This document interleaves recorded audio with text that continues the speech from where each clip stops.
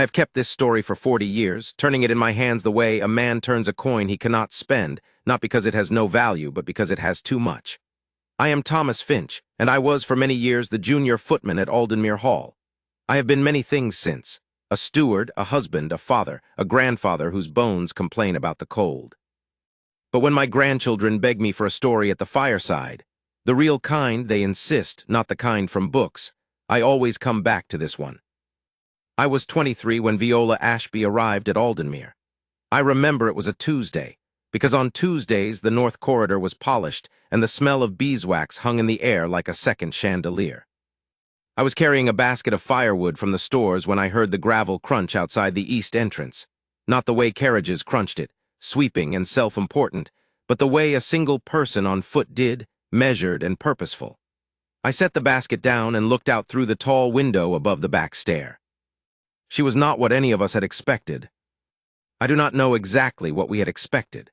Word had come down from the estate solicitors 3 weeks before. The position of housekeeper at Aldenmere Hall was to be filled by a Miss Viola Ashby of Norwich, daughter of the late Mr. Edward Ashby, who had been, in his time, a clerk of some small account in the office of the old Duke's land agent. The new Duke, Rowan Aldenmere, the sixth of his line, returned from the peninsula less than 4 months ago, and already the subject of more whispered conversations than I had ever heard under one roof, had signed the letter without comment, or so Prior the butler told us. The old Duke had died the previous autumn. The new Duke had arrived in January like a window left open in December, cold, immediate letting in weather. He spoke in complete sentences with no wasted words. He had not yet, to anyone's knowledge, smiled. So when the solicitor's letter mentioned the name Ashby, Mrs. Cray, who had managed the linen and the silver and the girls since before I was born, and who was standing in temporarily as housekeeper, had said, "Ashby, the clerk's girl," and her tone was the kind that carries a whole paragraph in 2 words. The Ashby family had held a debt to the old Aldenmere estate for nearly 15 years. It was not a great debt, not by the measure of what the estate represented, not in pounds and shillings that would keep a man from sleep. But it was a real debt, and it had never been discharged, and Edward Ashby had died with it still outstanding. What the solicitor's letter did not explain, and what I only learned later, gradually in pieces, was the precise nature of the arrangement. Miss Viola Ashby would serve as housekeeper at Aldenmere Hall and its London townhouse through the current season. Her salary would be applied against the remaining debt. When the debt was cleared, which the solicitor calculated would occur sometime near midsummer, if all went according to plan, Miss Ashby would be free to leave or to continue in the position at a proper wage, as she chose. I did not know, watching her cross the gravel that Tuesday morning, that this was the shape of it. I only knew she was coming, and that Mrs. Cray did not approve, and that the new Duke had signed the letter without comment. She was perhaps 25, though she looked both younger and older than that depending on the moment. She was not what novels called beautiful, but she had a face that made you look twice, grave and clear, with dark eyes that took everything in and gave little back, and brown hair dressed plainly and with precision under her traveling bonnet. She wore a gray wool dress that was clean and neat and utterly without ornament. She carried her own bag. She did not look up at the house the way visitors did, that craning, impressed survey from the gravel to the roofline. She looked at the east entrance door, which is the servants' entrance, and she walked to it without hesitation. I was at the top of the back stair by the time she knocked, and I heard Prior open the door himself, which was unusual. "Miss Ashby," he said, in the voice he used for persons of uncertain rank, not cold precisely, but not warm either, a voice like a waiting room. "Mr. Prior," she said, and I noticed even then that she did not apologize for her existence. That was, I think, the first thing I understood about Viola Ashby. She did not apologize. She did not flinch. She had come to do a job she had not chosen under terms that were not of her making, and she had decided, somewhere between Norwich and Aldenmere, that she would do it with every faculty she possessed, and she would not spend one breath of energy pretending it was otherwise. This was not coldness. In 40 years I have met cold women and warm women and women who were one at a distance and the other up close, and Viola was none of these. She was something more precise. She was honest, in the way that some people are honest not as a moral position, but as a natural condition, the way water is clear. I came down the back stair with my basket and said, "I'll show you to the housekeeper's room, miss, if Prior." "Go ahead, Finch," Pryor said, which surprised me, because Pryor generally liked to conduct his own introductions. I led her up through the house, through the green baize door, up the narrow servant's stair, along the passage to the north wing where the housekeeper's room sat between the linen room and the still room, a good-sized room with a fireplace and 2 windows, and a desk where the accounts were kept. She followed me without speaking. She looked at everything, not gawking, but cataloging. The damp patch near the 3rd-floor landing, the loose rod on the servant's stair handrail, the candles on the passage brackets that had burned uneven, which meant they were not being rotated properly. I watched her look at these things and I thought, well, she is going to be particular. She turned out to be more than particular. She was formidable. Within 3 days of her arrival, Viola Ashby had reorganized the linen inventory, identified a gap in the kitchen accounts that turned out to be a matter of a supplier's carelessness rather than dishonesty, which was its own kind of diplomatic skill, the way she addressed it, and quietly corrected the schedule for the upper housemaids in a way that stopped 2 of them from competing for the same work and tiring themselves by Thursday. She did not dress these changes in ceremony. She did not call meetings. She did not explain at length or issue pronouncements. She simply arranged for things to be as they should be, and they were, and when a thing was set right, she moved on to the next one without fanfare.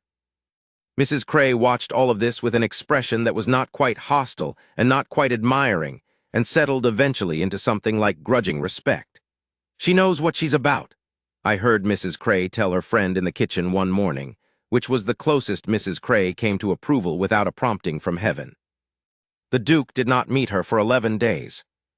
I have thought about this since. The house was large enough that it was perfectly possible to live in it without crossing the path of the housekeeper unless one specifically sought her out, and Rowan Aldenmuir did not seek anyone out. He rode in the mornings before the household was properly stirring. He worked in the library from 9 o'clock until past noon, writing letters and reading dispatches that no longer had anything to do with him, but which he read anyway, as though he could not yet break the habit of command. He dined alone at a table set for 12 in the dining room, because no one had yet told him he might have a tray in the study, and no one dared suggest it, and he ate what was put before him without comment or complaint, and left. He occasionally walked the grounds in the late afternoon, always alone, always with that particular quality of isolation that was not loneliness, or not only loneliness, but something more deliberate. He was keeping people at a distance the way you keep a wound from being jostled, not out of cruelty, out of the knowledge that if it were touched, something would show on his face that he did not want shown. I had served his father, the old Duke, for 4 years before his death, and I knew this house and these rooms as well as I knew my own hands. But I did not know the new Duke, and I do not think any of us did in those early months. He was 36, Rowan Aldenmuir, and he had spent the greater part of 12 years at war, and he had come home to a title he had inherited unexpectedly. His brother having died the year before, the old Duke only months after, and to an estate of considerable complexity and an entirely unfamiliar role, and as far as anyone could see, no idea what to do with the silence. He had a face made for silence, dark and angular, with a jaw that could have been cut from the estate's own stonework, and eyes so dark a gray they read almost black in candlelight. He was very tall and very spare, the kind of build that comes from years of hard living rather than the soft upholstery of London leisure, and there was a scar that ran from the corner of his left eye down to the jaw, not disfiguring, but there, present, a reminder. He wore his dark hair slightly longer than fashion prescribed and did not appear to notice or care. He moved through the house with the controlled economy of a man who had learned that stillness was a weapon, and when he spoke it was always with precision, never with volume, because he had learned that too. I will tell you honestly, I was afraid of him for the first month. Not of what he would do, he was not a cruel man, I understood that quickly, but of what he felt. There was something behind his eyes that I recognized even then, though I could not name it. It was the look of a man who has seen a great deal of loss and has not yet found the language for it. The 11th day, I was in the dining room adjusting the placement of the second set of candelabra. The season would begin in 6 weeks, and the London townhouse preparations had to be coordinated. And Mrs. Ashby, I had begun to call her Mrs. Ashby by then, as was custom, though she was unmarried, had asked me to check the dining room inventory against the list she was compiling. I was in the middle of counting the silver when I heard the library door across the hall open, and then his footsteps, and then they stopped. I looked up. He was standing in the doorway of the dining room, coat still on from his morning ride, looking at the table with an expression I could not read. Then he looked at me. "Finch," he said. "Your Grace." "Who reorganized the silver?" "Mrs. Ashby, Your Grace, the new housekeeper." A pause. "It's correct now."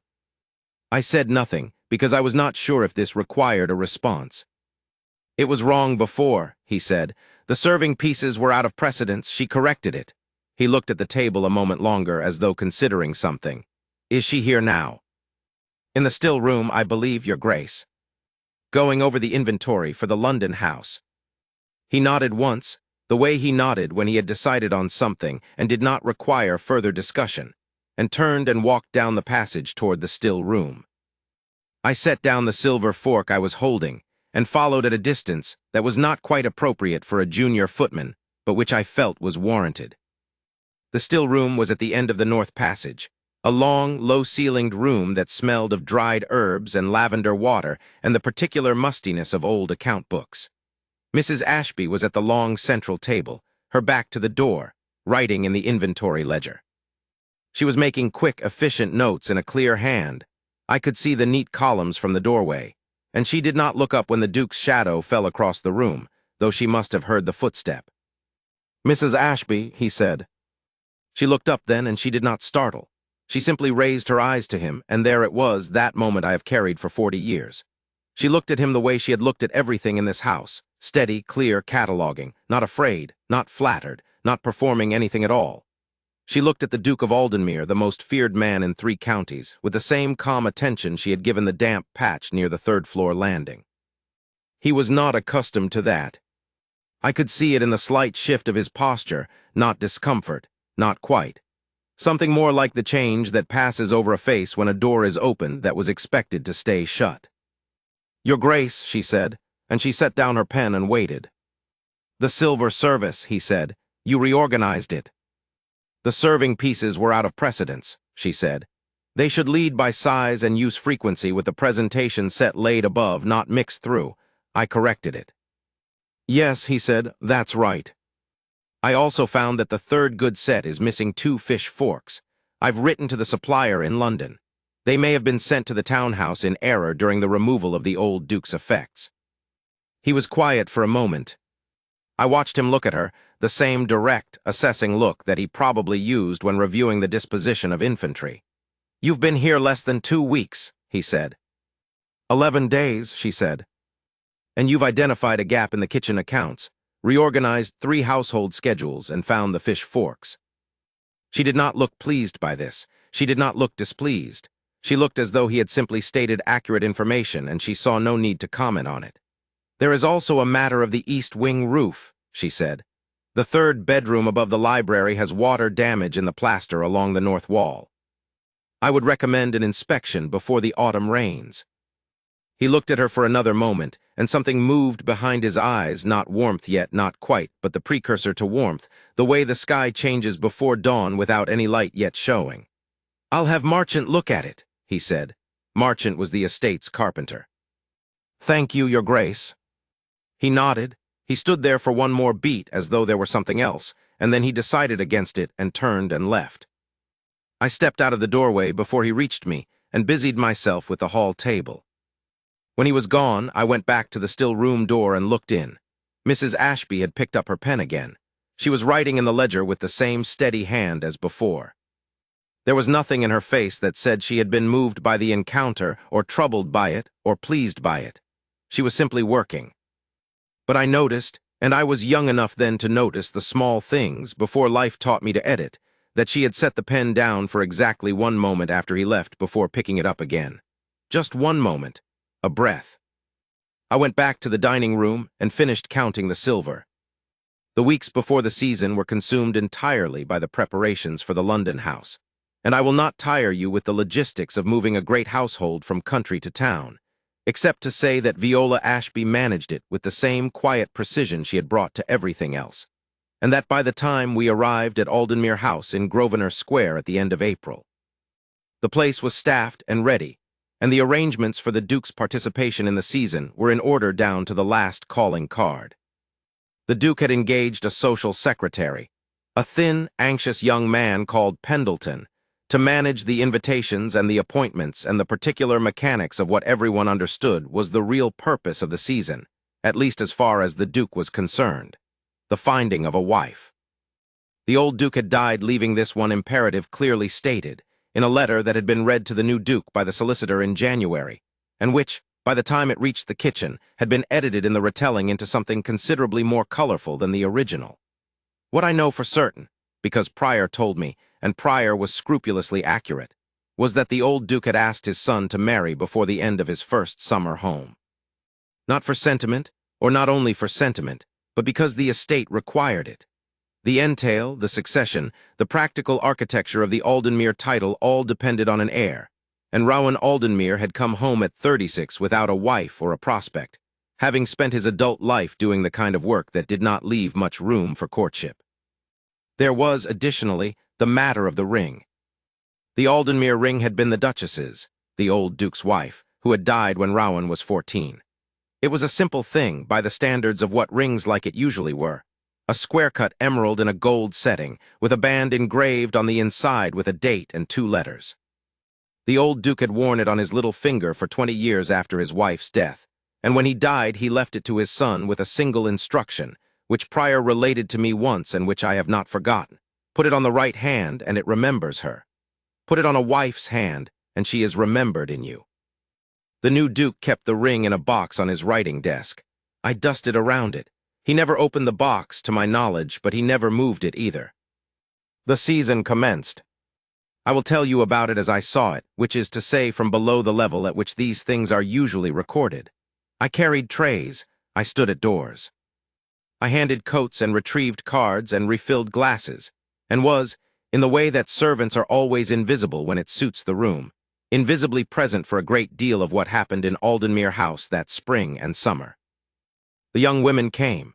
They came with their mothers and their aunts and their sisters and their social secretaries and their careful dresses and their practiced laughs, and they sat in the drawing-room of Aldenmere House and took tea with the Duke, and said the things that young women of good family said to dukes in drawing-rooms during the season, and the Duke was civil to every single one of them with the same controlled, even courtesy he brought to everything. He listened. He answered. He asked reasonable questions about their families and their interests. He did not flirt because he did not know how, or if he had once known, he had forgotten. He was not unkind. He was simply impenetrable. Mrs. Ashby was not in these drawing-room encounters, of course.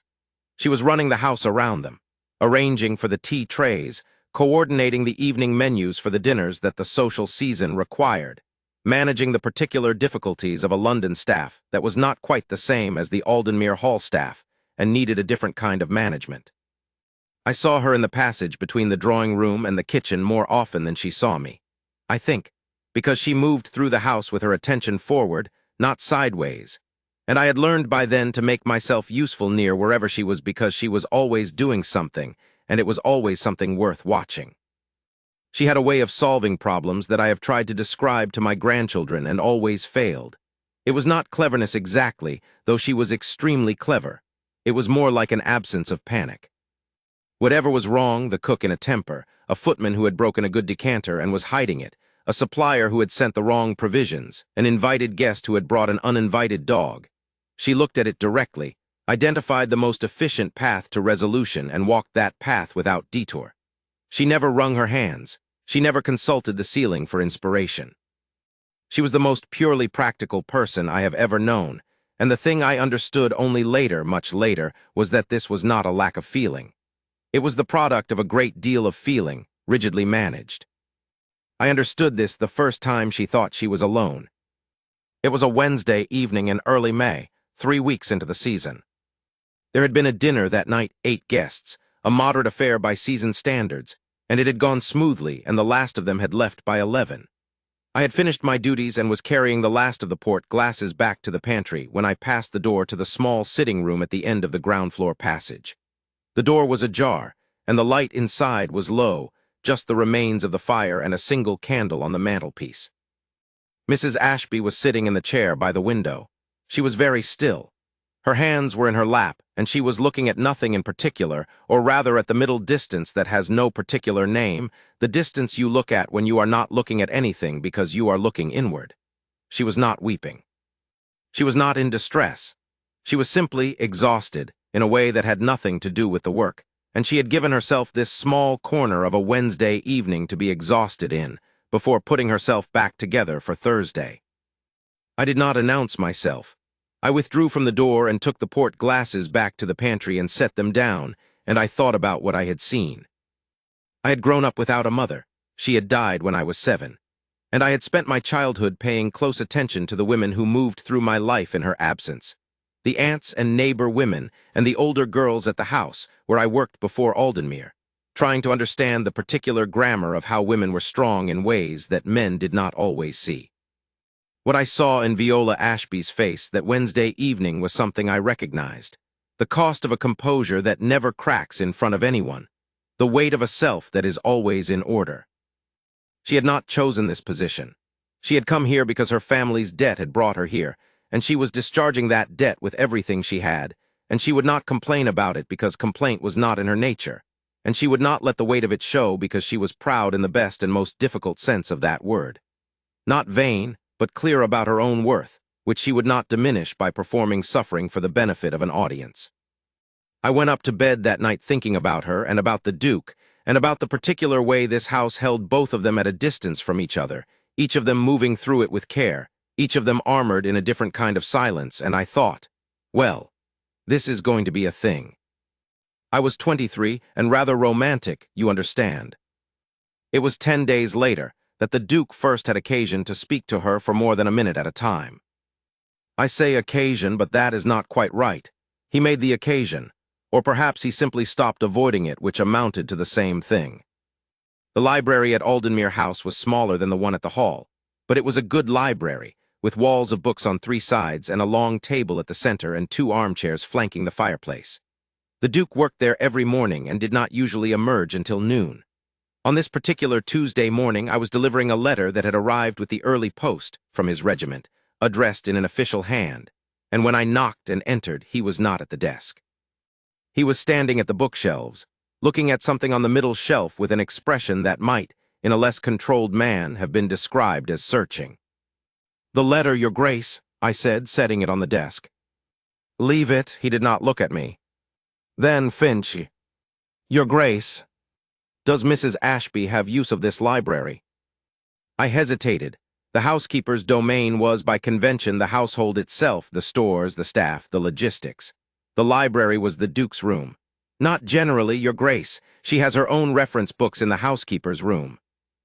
He said nothing. He took a book off the shelf. I saw it was a volume of accounts, old estate records from the look of the cover, and brought it to the desk and sat down.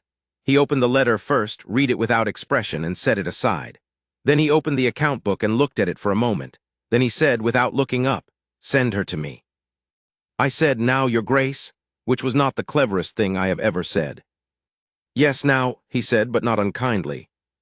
I found Mrs. Ashby in the linen room, working through a repair list with one of the housemaids. She excused herself without ceremony and followed me to the library. He did not look up when she entered, which she seemed to take not as a slight but simply as information. She crossed the room, stopped at the appropriate distance from the desk, and said, "Your Grace." He looked up then. He slid the account book across the desk. "These are my father's household accounts going back 15 years. I've been reviewing them to understand the estate's position. There are several inconsistencies in the domestic ledgers that I can't account for. I'd like you to look at them." She came to the desk and looked at the book. She did not touch it immediately. She bent slightly to read the page it was open to, and I watched her eyes move across the columns with the particular focused speed of someone who is very comfortable with numbers. Then she straightened, took the book in both hands, and sat down, without being invited, in the chair across the desk from him. This was technically incorrect. A housekeeper did not sit in the Duke's chair uninvited. I saw something pass across his face at the presumption, not irritation, but a quick reassessment, and then nothing, because Viola Ashby had turned to the first page of the ledger and was already working. "What year are you concerned with?" she asked.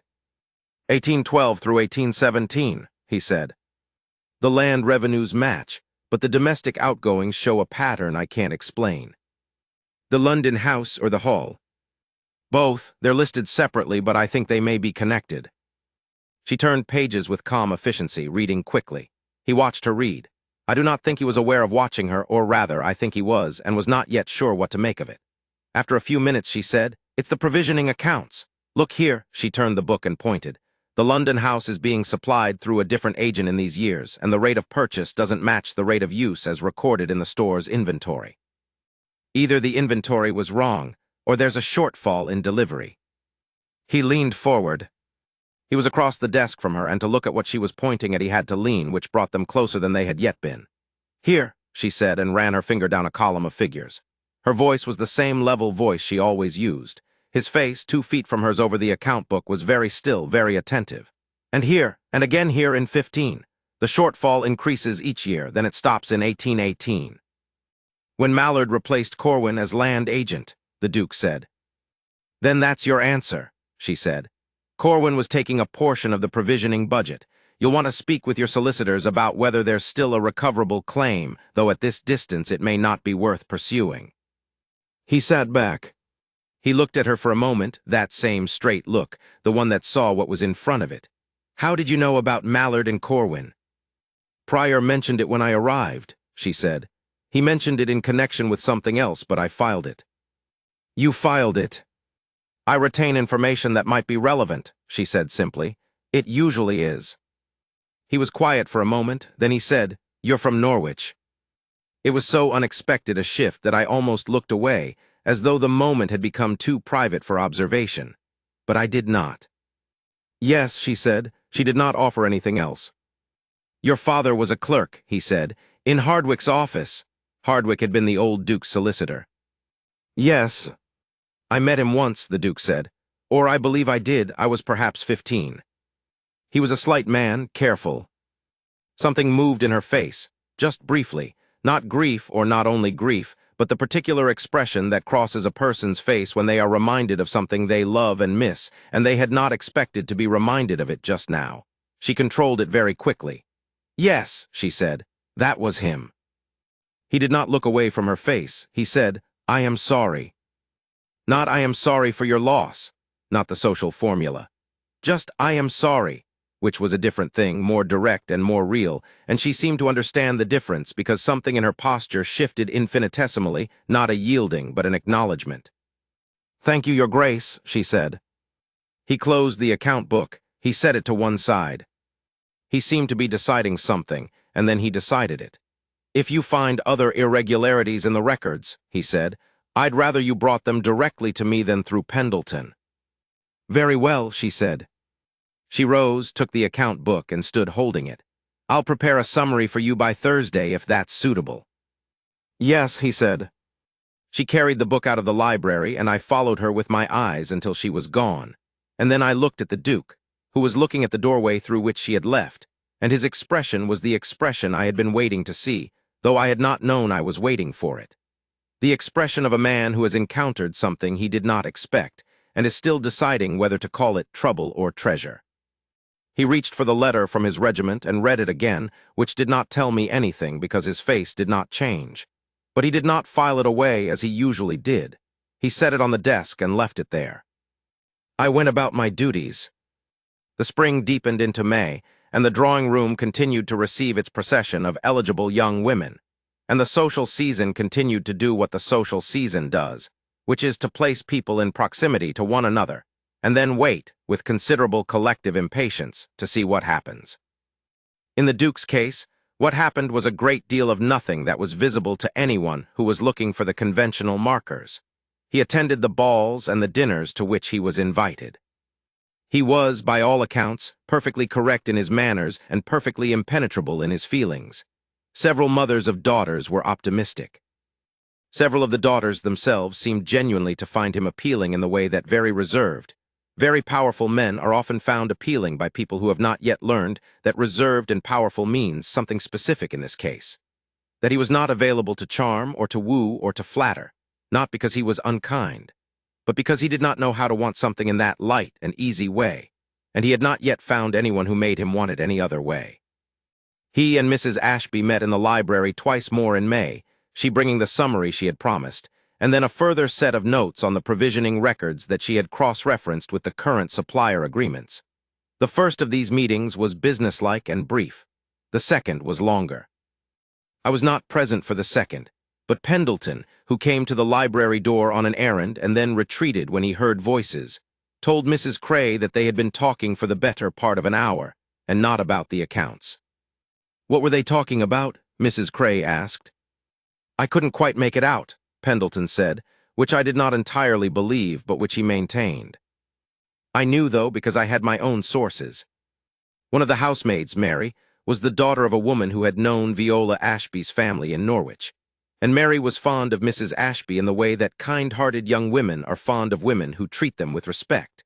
And Mary talked in the way that kind-hearted young women talk when they are fond of someone and slightly awed by them. What I know is that on the second library visit, the Duke had asked Mrs. Ashby about her education, because she had referenced, in passing, a treatise on estate management she had read, and he had been surprised that she had read it, and she had explained that her father had seen no reason why his daughter should not read anything that interested her, and the Duke had asked what else she had read, and she had told him, and they had talked about it.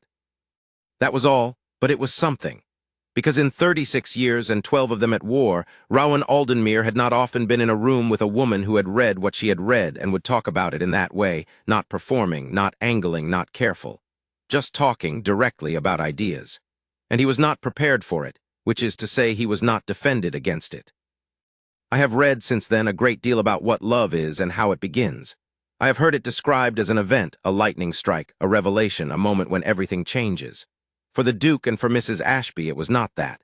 It was more like water finding its way through stone, patient, inevitable, working not through drama but through accumulation. It was the account book. It was the fish forks. It was "I am sorry," with nothing added. It was an hour in the library talking about a treatise on estate management.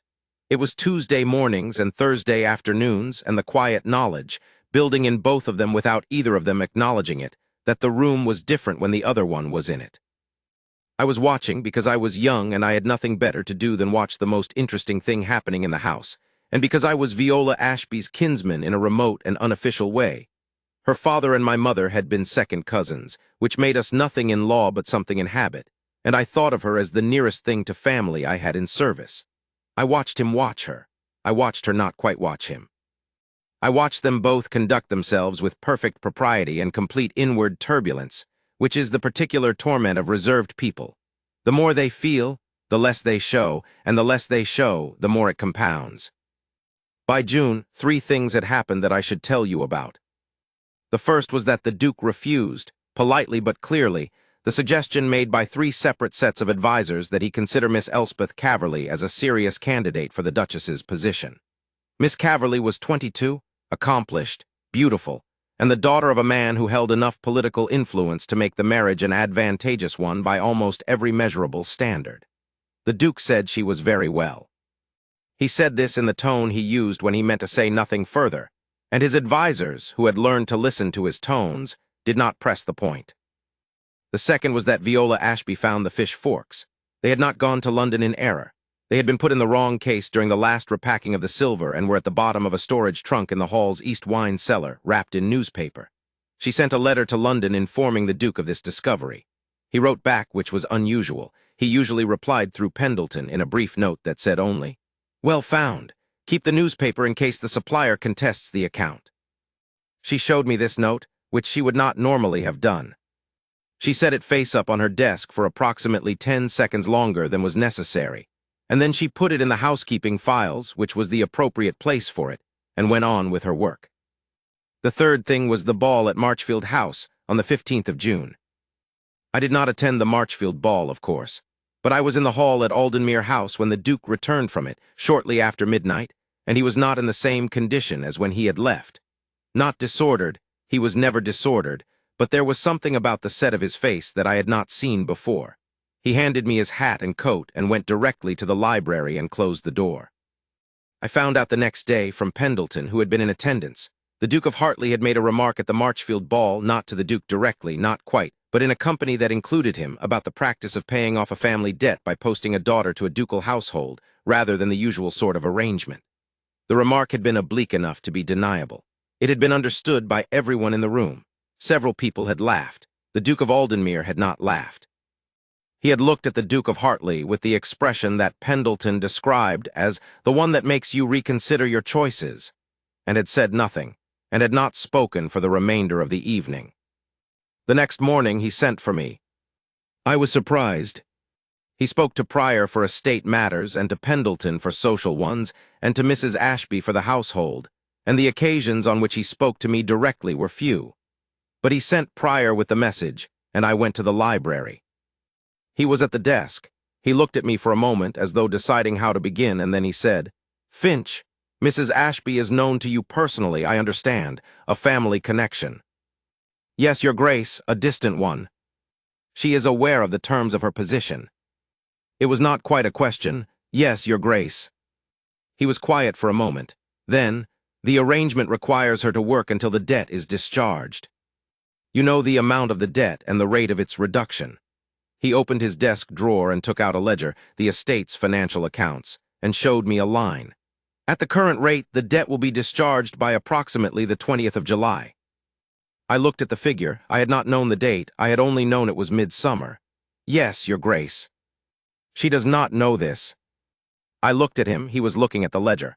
"I don't believe so, Your Grace. Pendleton manages the communication with the solicitors."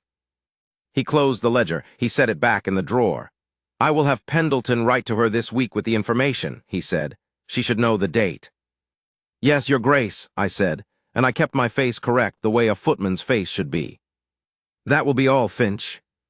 I went out and closed the library door behind me and stood in the passage for one moment, thinking about the expression on his face when he said she should know the date. It was the expression of a man doing something that hurt him because it was right, and I recognized it, and it made me feel something that I could not have named at 23, but which I now know was the particular ache of watching two people get in their own way. He did not want her to go. That was as clear to me as anything I had ever seen.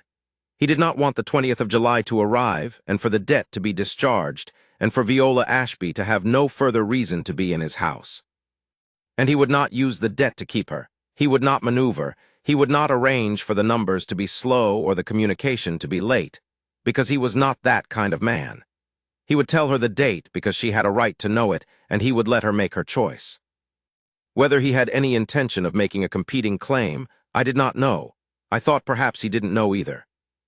Pendleton's letter went out on a Wednesday. By Friday, Mrs. Ashby had the information and had acknowledged it in a note to the solicitor. She said nothing to me or to anyone else about it. She continued her work with the same even precision, and if the deadline at the end of July now sat in her awareness like a stone in a shoe, she did not let it show.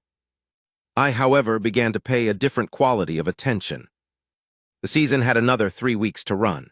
The Duke was scheduled to attend 5 more significant social events, including the Marchfield Supper, a smaller, more intimate affair than the ball, 12 guests, which the Duke's social advisers regarded as an excellent opportunity, and the Aldenmere House dinner, which he hosted himself and which was, by the end of June, the most discussed event remaining on the season calendar, largely because everyone wanted to know if the Duke would announce anything. The betting in certain clubs, Pendleton told me with the excitement of a man who liked to know about such things, was still running 3-1 on Miss Caverley. What Pendleton and the clubs, and Miss Caverley's very organized mother did not know was that, on the last Tuesday of June, the Duke appeared in the passage outside the housekeeper's room at Aldenmere House at 10:15 in the morning with a book under his arm, and knocked on the open door. I was in the linen cupboard at the end of the passage, which I was supposed to be reorganizing. I was, in fact, largely engaged in being very still and very quiet. Mrs. Ashby looked up. "Your Grace," she said. "I finished this," he said, and held out the book. It was the treatise on estate management she had mentioned. He must have found a copy, bought it, or borrowed it from his club's library. "I thought you might want it back." She looked at the book, then at him. "It was never mine, Your Grace. I borrowed it from the lending library in Norwich, though I would be interested to know your thoughts if you're willing to share them." He stood in the doorway. He looked at the chair across from her desk. "May I?" he said. And she said, "Yes." He sat down. He set the book on her desk between them, and they talked, I know this because I could hear them through the linen cupboard wall, though not every word, for the better part of an hour. About estate management to begin with, then about other things, about the patterns in provincial English farming, about what the war had done to the land price and the labor supply, about whether it was better to understand a place through its accounts or through its ground. She said the accounts because they didn't change what they meant. He said the ground because the accounts could lie. She said the accounts couldn't lie if you knew how to read them. He said the ground never did anything except exactly what it was, which was its own kind of truth. I could hear, in the silences between the exchanges, the particular quality of two people who are very comfortable talking to each other, and very uncomfortable with how comfortable they are. He left when the 11 o'clock bell rang. He went directly to the library, which he was late for. I gave it 15 minutes, and then I invented a reason to go past the housekeeper's room door, and I looked in, and Viola Ashby was sitting at her desk with her hands folded in front of her, and the book, the treatise, on the desk in front of her. And she was looking at it with an expression that I would, today, describe as the expression of a person deciding something very hard. I did not disturb her. I went about my work. The Aldenmere House dinner was the 14th of July. 6 more days after that, the debt would be discharged. I have thought since then about whether there was a point at which it could have gone differently, some moment where a different choice, or no choice at all, would have resulted in a different ending. I do not think so. I think the thing that happened was always going to happen, or something very like it, because both of them were people incapable of pretending to feel something they didn't or failing to act on something they did, once they had faced it squarely enough. The only question was when they would look at it squarely enough. The dinner was for 12 guests, chosen by the Duke with Pendleton's counsel. Several influential families with eligible daughters, 2 or 3 trusted allies from his regiment years now elevated into civilian life, and the inevitable Hartley, not by the Duke's choice, but because Pendleton had included him in the working list before the Duke had seen it, and the withdrawal of an invitation would have created a ripple that no one wanted. Mrs. Ashby managed the event with the same impeccable care she brought to everything. The table was perfect. The food was excellent. The flowers, white roses from the hall sent up in water that morning, were arranged by her own hand, 2 low centerpieces and flanking arrangements that allowed conversation to cross the table without obstruction, which was something that apparently the previous housekeeper had never understood, and which all 12 guests remarked upon, not knowing who to credit. The staff moved smoothly. The wine was served at the correct intervals. Every element of the evening that was in her power was in perfect order. The element that was not in her power was the Duke of Hartley. He arrived in the company of his wife and his own particular quality of knowing confidence, the kind that announces itself without announcement. He was a handsome man, Hartley, and he knew it, and he carried the knowledge in the set of his shoulders. He and the Duke of Aldenmere were not enemies. They had been at school together, and there was between them that form of mutual regard that is not friendship but is something slightly warmer than mere acquaintance, though the recent weeks had strained even that. He sat at the Duke's right, which Pendleton had arranged before anyone thought better of it. I was stationed at the sideboard during dinner. I poured, I observed. The conversation was the kind of seasoned dinner conversation that covers a great deal of ground without stopping anywhere in particular. Horses, properties, the various entertainments of the previous weeks, the political situation, a scandal involving a minor baronet that everyone pretended to disapprove of and clearly found delicious. The Duke participated in a measured way, as he always did. Hartley was louder and more animated and funnier, in the way that men who have spent their lives being the most entertaining person in the room are funny, accomplished, and slightly effortful. It was during the fish course that Hartley said it. He said it to the woman seated at his right, Mrs. Caverley, Elspeth's mother, who was present as a family friend of several of the other guests, and he said it in the manner of a man who knows he is being overheard and has calculated the effect. "Your friend's house runs beautifully," he said.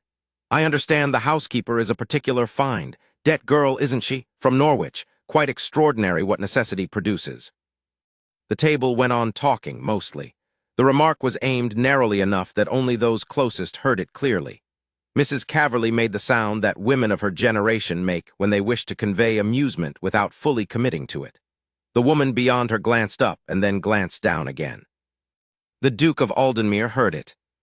I was at the sideboard. I saw his face, I have described it already, the expression that made you reconsider your choices. But there was something beneath it this time, something that I had not seen in him before, which was the particular quality of anger that comes not from affront to oneself, but from affront to someone one cares about. It is a different thing. It is hotter and colder at the same time, and it is the kind of thing that, if you have any sense, you do not ignore. He set his fork down. He turned to Hartley. "Hartley," he said, in his normal voice, which was quiet and which, in the particular silence that had settled around that end of the table, could be heard very clearly. "You are speaking of a woman who has served this household with more precision and more honor than most people I have known in service or out of it. She is here tonight. She is in this house now, managing this event, because she is excellent at what she does, and because I asked her to be. I would appreciate it if you would not reduce her to her circumstances." The table was quiet. Not entirely. Conversation continued at the far end, but the 7 or 8 people closest to this exchange were quiet. Hartley looked at him. There was something working in Hartley's face, the beginning of a response, then the recalculation that the Duke's expression required. He was not a stupid man. He recognized the look of a man who means what he says. "Of course," Hartley said, and turned back to his plate, and the moment was over. But it was not over, because moments like that do not end. They simply move, becoming part of the fabric of how a room remembers itself. Mrs. Caverley caught her daughter's eye across the table. Something passed between them. I did not need to understand it to understand what it meant. I set down the dish I was holding and slipped out of the dining room and went directly to the kitchen, where Mrs. Ashby was reviewing the arrangement of the dessert course. I touched her arm, which was not something I would normally do, and I said quietly, "He defended you." She looked at me. She said, "What?" At the table, Hartley said something. "The Duke defended you, publicly. I thought you should know." Her face did not change exactly, but her eyes did something, a quick, involuntary widening, and then a stilling, and then she looked at the dessert arrangement with great precision for approximately 5 seconds, and she said, "Thank you, Finch." And she carried the dessert course upstairs herself, which was not her role, but which gave her a reason to be in the dining room for a moment, and I watched from the doorway as she moved through the room setting things out, and I watched the Duke not look at her, which was the look of a man being very careful not to do what he wanted to do. After dinner, the guests moved to the drawing room. I went back to the sideboard. The dinner plates were cleared and the dining room was empty for a period, and then, I did not expect this, the Duke came back in. He stood by the window. He was not looking at anything outside. It was past 11 and dark. He was looking at the table, at the roses in the center arrangement. His face had the quality of a man who is trying to organize something inside himself into a form he can act on. I made myself as absent as possible at the sideboard. He stood there for perhaps 2 minutes. Then he turned and walked out, back toward the drawing room and his guests. I looked at the roses, the white ones from the hall cut that morning. I thought, this is going to be the end of something, or the beginning, and I have never been sure, even now, whether I saw what I thought I saw, or whether I imposed a shape on it that suited the story I wanted it to be. But I think I saw it. I think he decided something in that room, looking at those roses. The following 6 days passed in the way that the days before a significant event always pass. Simultaneously too slow and too fast, each one unremarkable, and each one charged with the accumulation of what was about to come. The debt was to be discharged on the 20th. It was now the 14th. Viola Ashby had acknowledged receipt of the solicitor's letter. She had not indicated to anyone what she intended to do after the 20th, whether she would leave the position or accept a new engagement at the proper wage. She continued her work with the same precise, undiverted attention. She was present. She gave no sign. The Duke met with his solicitors on the 16th. I know what was discussed because Pendleton told me, not everything, and not directly, but enough. The estate's affairs were in order. The season had been successful in the narrow social sense. The Duke had been visible, had fulfilled his obligations, had made himself available. He had not, however, made any move toward any of the candidates that 3 months of careful maneuvering had placed before him. The solicitors, who had their own obligations in this matter, asked him, carefully, whether there was any progress on the question of the succession. The Duke said the matter was under consideration. The solicitors, who were experienced men, wrote this down and did not press. On the 18th, the Duke walked the gardens of the Aldenmere House grounds in the early morning. There were gardens, if small, on the north side of the townhouse, enclosed and private. I was in the ground floor passage, and I saw him through the window, moving along the box hedges with his hands behind his back and his head slightly bowed, the way he walked when something was working in him. Mrs. Ashby was in the kitchen, reviewing the provisions account. On the 19th, she began organizing her things. Not conspicuously, she was too discreet for that, and her belongings were not many, but there was a particular quality of tidying and consolidating in the housekeeper's room that I recognized, having lived in service long enough to know the preparations a person makes before departure. She wrote letters, one to Pryor at the Hall, which concerned the autumn preparations that would need attention, one to the London suppliers, noting the dates of future orders and the point of contact for correspondence. She was leaving everything in order, and she was leaving quietly, and she did not tell anyone she was going. She told me. On the morning of the 19th, she stopped me in the passage and said, "Finch, I'll be leaving tomorrow evening, after the afternoon hours. Will you see that my trunk is brought down?" "Tomorrow evening," I said.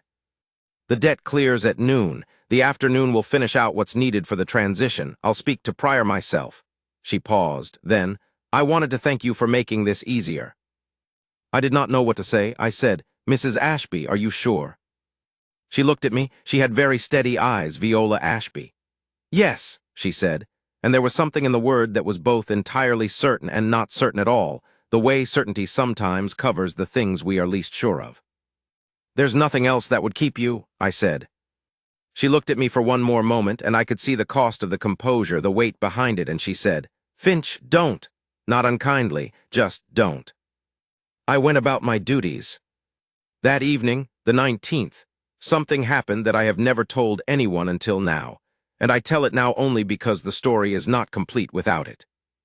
The Duke came to the library at his usual hour after dinner and sat at his desk, and I was sent in with a letter that had arrived late. I brought it and set it on the desk and turned to leave, and he said, "Finch." I turned back, "Your Grace." He was looking at the desk. He had the ring box in front of him, the box with the Duchess's ring, the one with the emerald and the inscription. He had opened it. The ring was there in the box, catching the candlelight. "What does she plan to do?" he said. I stood very still. I said, "Your Grace." "Mrs. Ashby, after tomorrow." He was still looking at the ring. "Has she said?" "She has not said to me, Your Grace," I said, which was technically accurate. He was quiet. He looked at the ring for a long time. He closed the box. He put it in his desk drawer. "All right," he said. "Thank you, Finch." I went out and stood in the passage for 5 seconds, and then I did something that was completely outside my station and which I have never regretted for one day of my life. I walked to the housekeeper's room and I knocked on the door, and when she said come in, I came in and I said, "Mrs. Ashby, he has the ring on his desk." She looked at me. "The Duchess's ring," I said. "He opened the box tonight." She was very still for a moment. Then she said, "Finch, that is not." "I know it's not my place," I said. "I know you told me not to. But I thought you should know, because I think he is trying to find a way to say something, and he doesn't know how to say it. And I think you might be the only person in this house who could make it easier for him to say it." She looked at me for a long time. Her face was doing several things at once, none of them visible enough to describe. Then she said, "You should go to bed, Finch." "Yes, Mrs. Ashby," I said. I went to bed. I did not sleep. I lay in my room above the stables, and I stared at the ceiling, and I thought, I have done what I can. The rest is theirs. The 20th of July. The debt was formally discharged at noon by the solicitor's office, and Pendleton brought the confirmation letter to the housekeeper's room at 12:30 and slid it under the door, because Mrs. Ashby was not in when he came. She was in the kitchen giving the cook the notes for the autumn menu, and when she returned and found the letter, she opened it, read it, and set it on her desk. The afternoon proceeded. She finished the transition notes for Pryor. She checked the linen inventory one final time and added a note about the east wing bedroom at the hall. She spoke to the head housemaid about the weekly schedule going forward. She did everything that needed doing, and she did it with her full attention, and she did not hurry. At 4:30, she knocked on the library door. I was not there.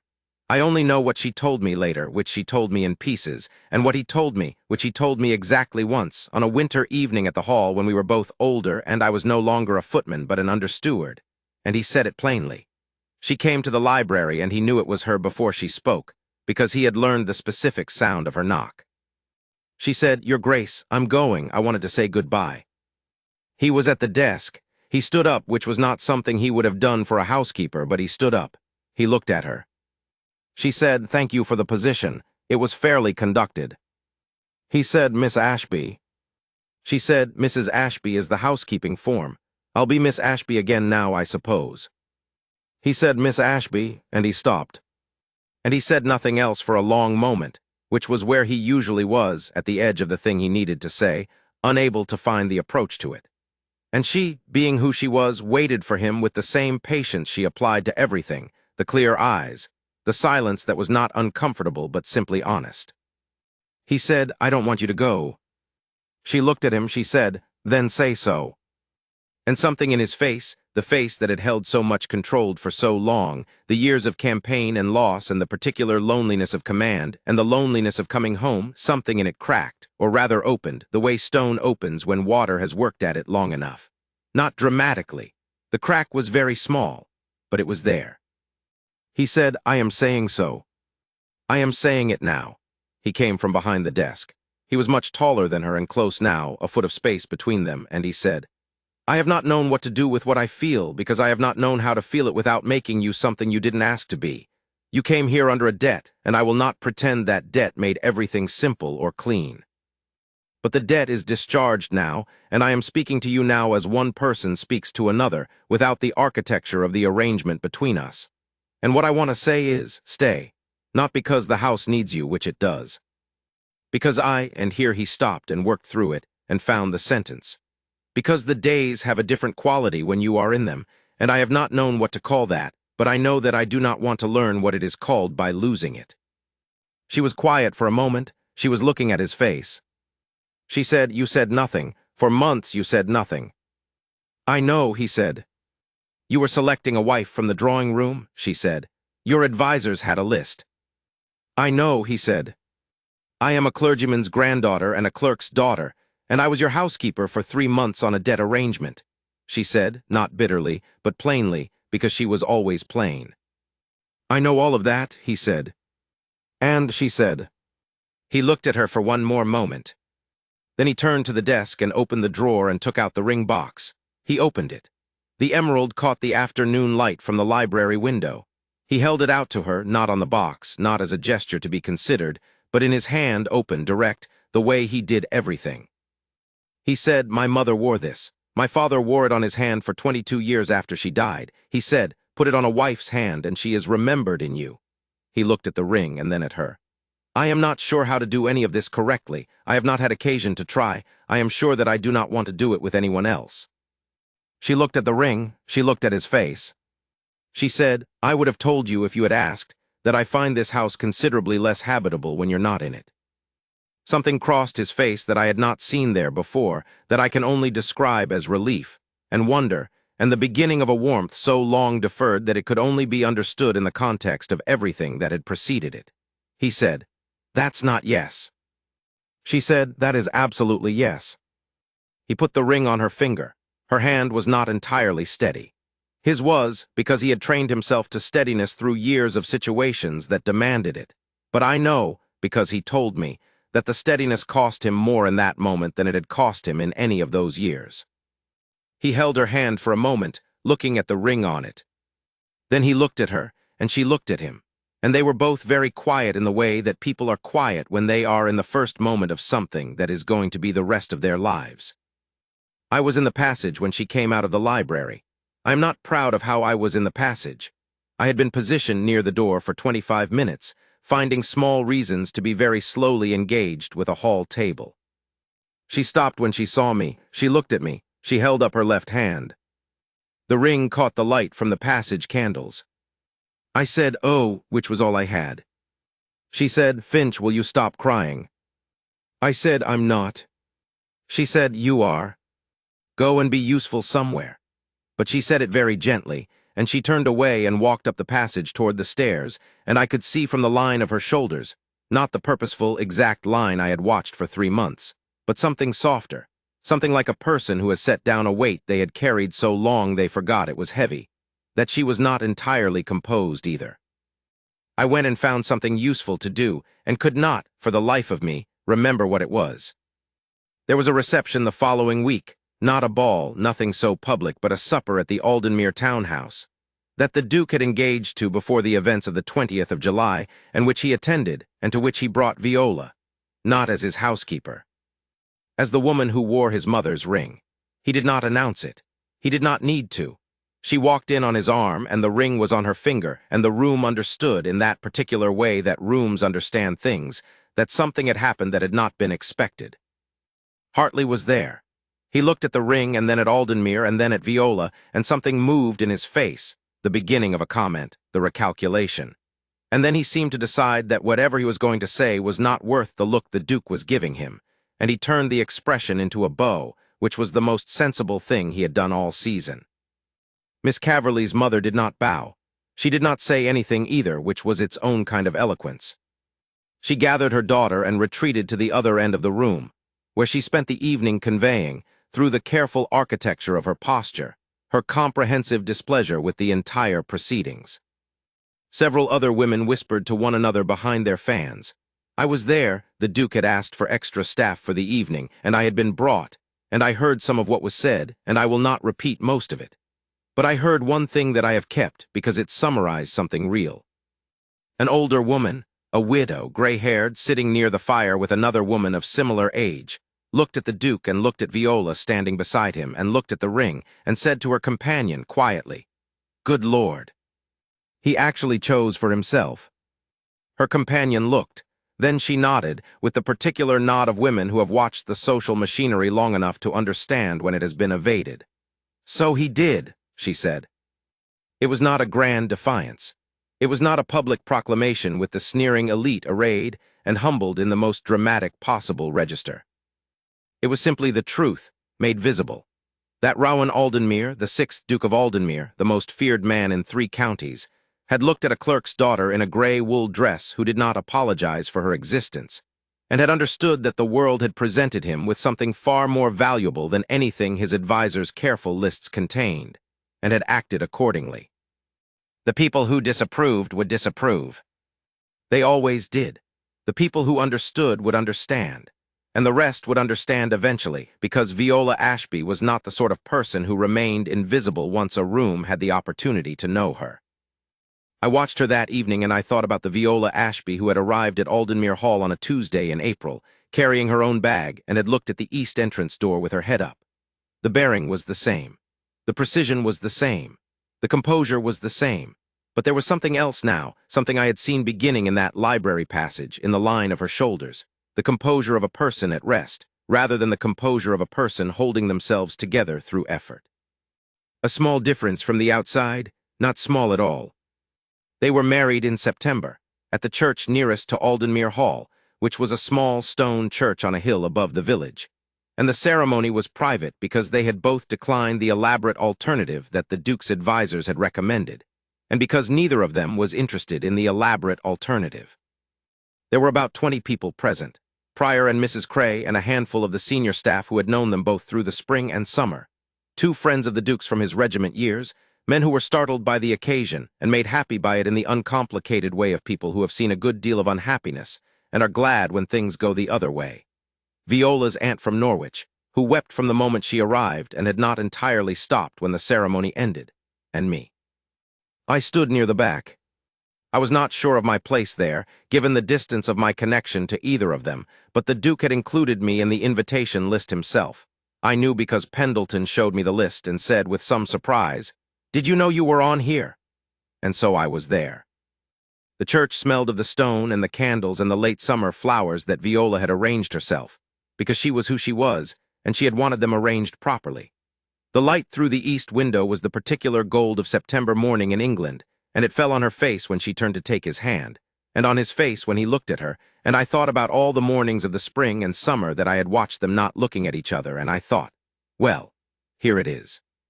He put the ring on her finger again, formally this time with the words that the vicar prescribed, and his hand was steady, and this time I was close enough to see it was not because he had trained himself to steadiness. It was because he was not afraid.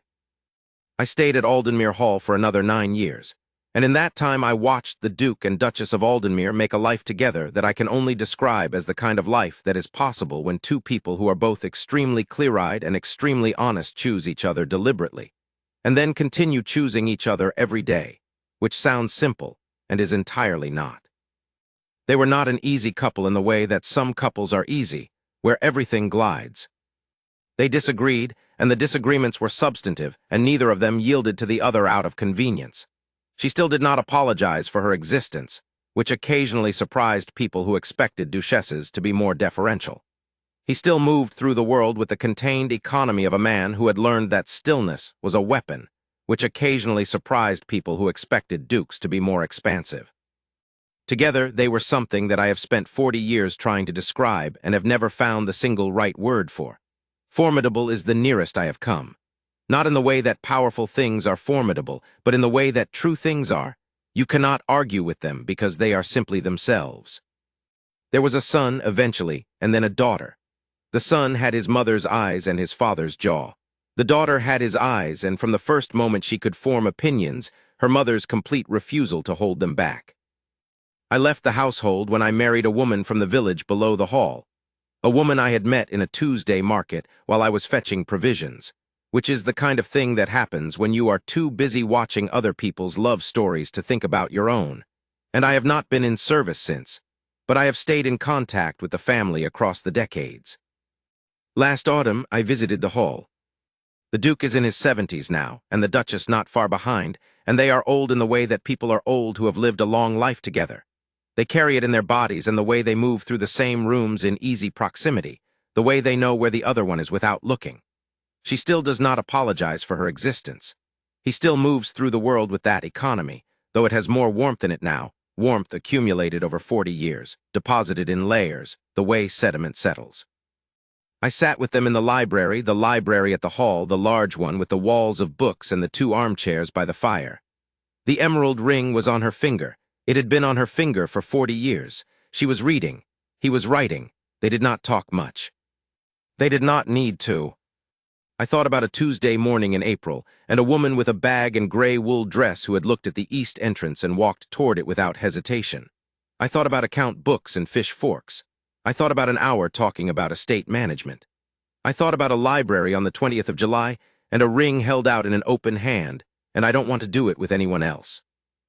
I thought if you had to describe it, you might say that it was a debt, and then an arrangement, and then something that was neither of those things and could not be arranged or contracted or discharged. You might say it was unlikely, given the distance between them in every measurable way, except that the measurable ways turned out not to be the ones that counted. Or you might say it more simply, the way my wife says it when she hears the story, that he saw her and she saw him, and neither of them could unsee the other after that, and eventually they stopped trying. The fire burned low. The Duchess set her book down and said something to the Duke that I did not catch. He looked up from his writing, and something crossed his face that I had first seen on the 14th of July at a dinner table, when a man said something unworthy and the Duke's expression had contained, beneath its controlled surface, everything that mattered. A warmth so long deferred it had become structural, the way water becomes part of stone. He said something back to her. She smiled, not a social smile. Nothing performed, just the plain smile of a person who is exactly where they intended to be. I stayed for tea, and then I rode home through the September afternoon, past the fields and the village and the stone church on the hill above it, and I thought about what I have always thought about on the ride home from Aldenmere, that the most remarkable things, the things worth carrying for 40 years, are almost never the ones that announce themselves.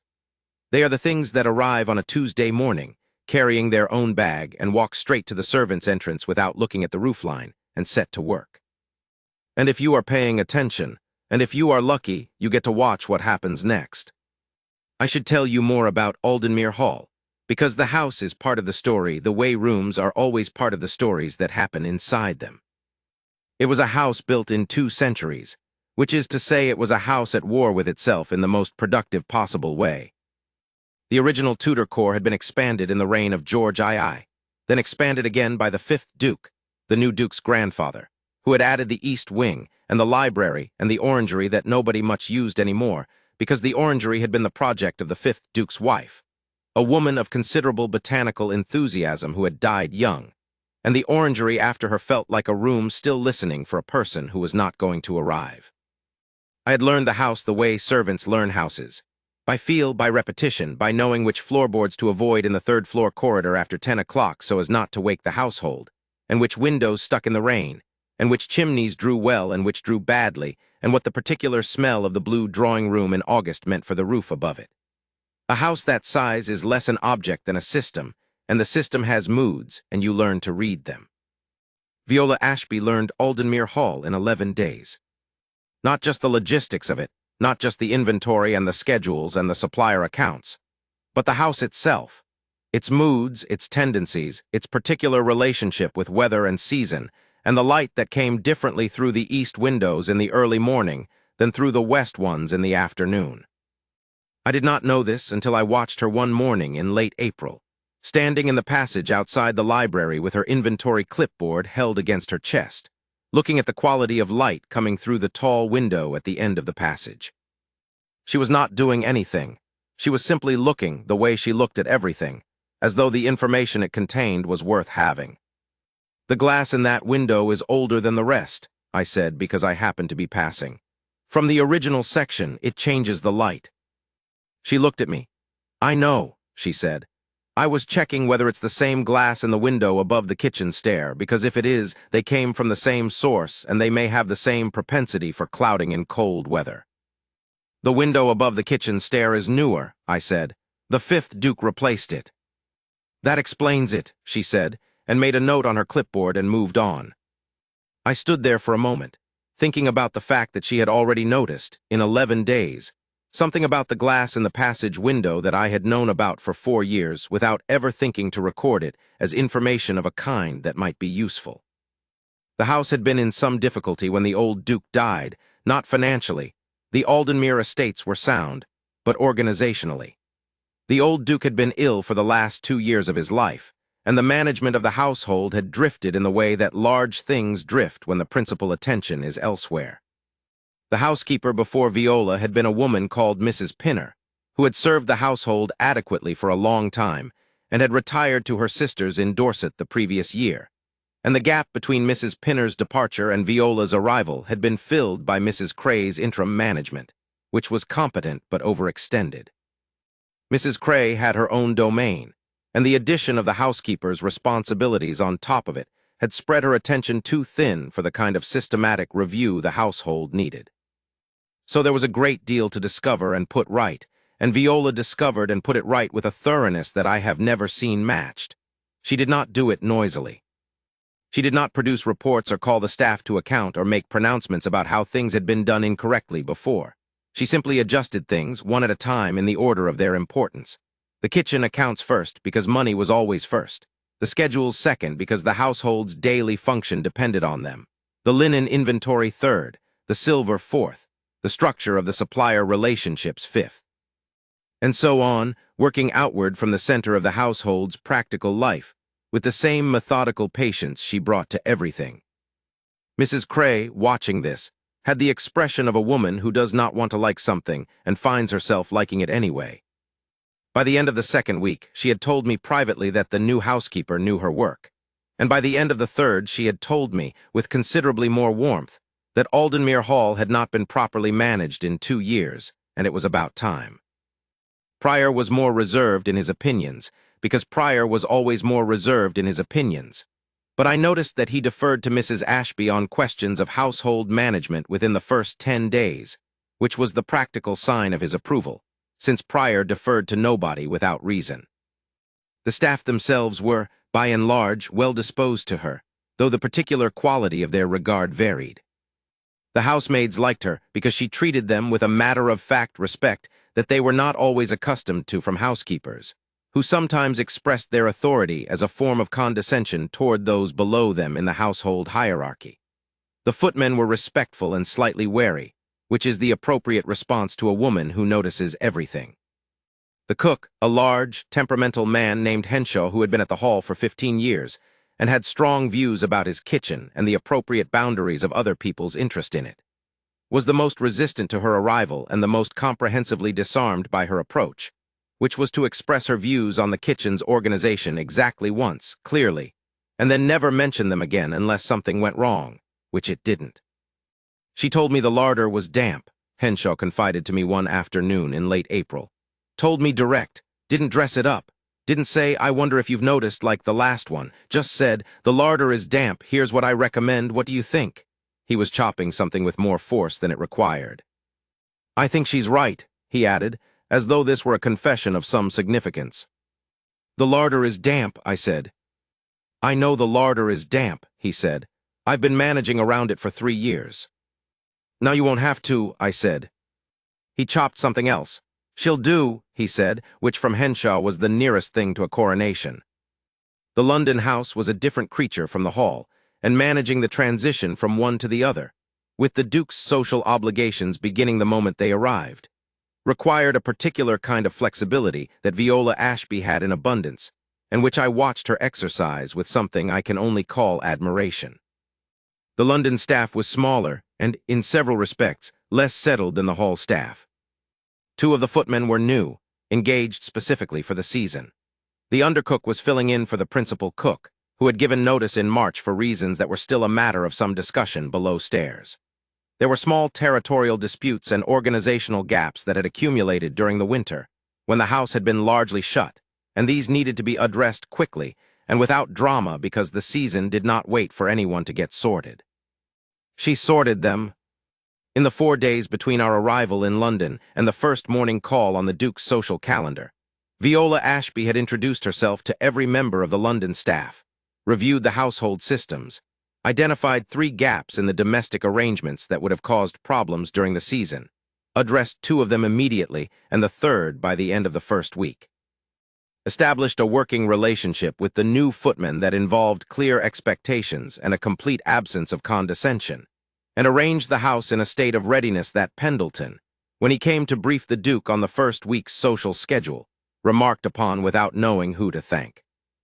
The house is remarkably well in order, he said to the Duke, with an air of genuine surprise.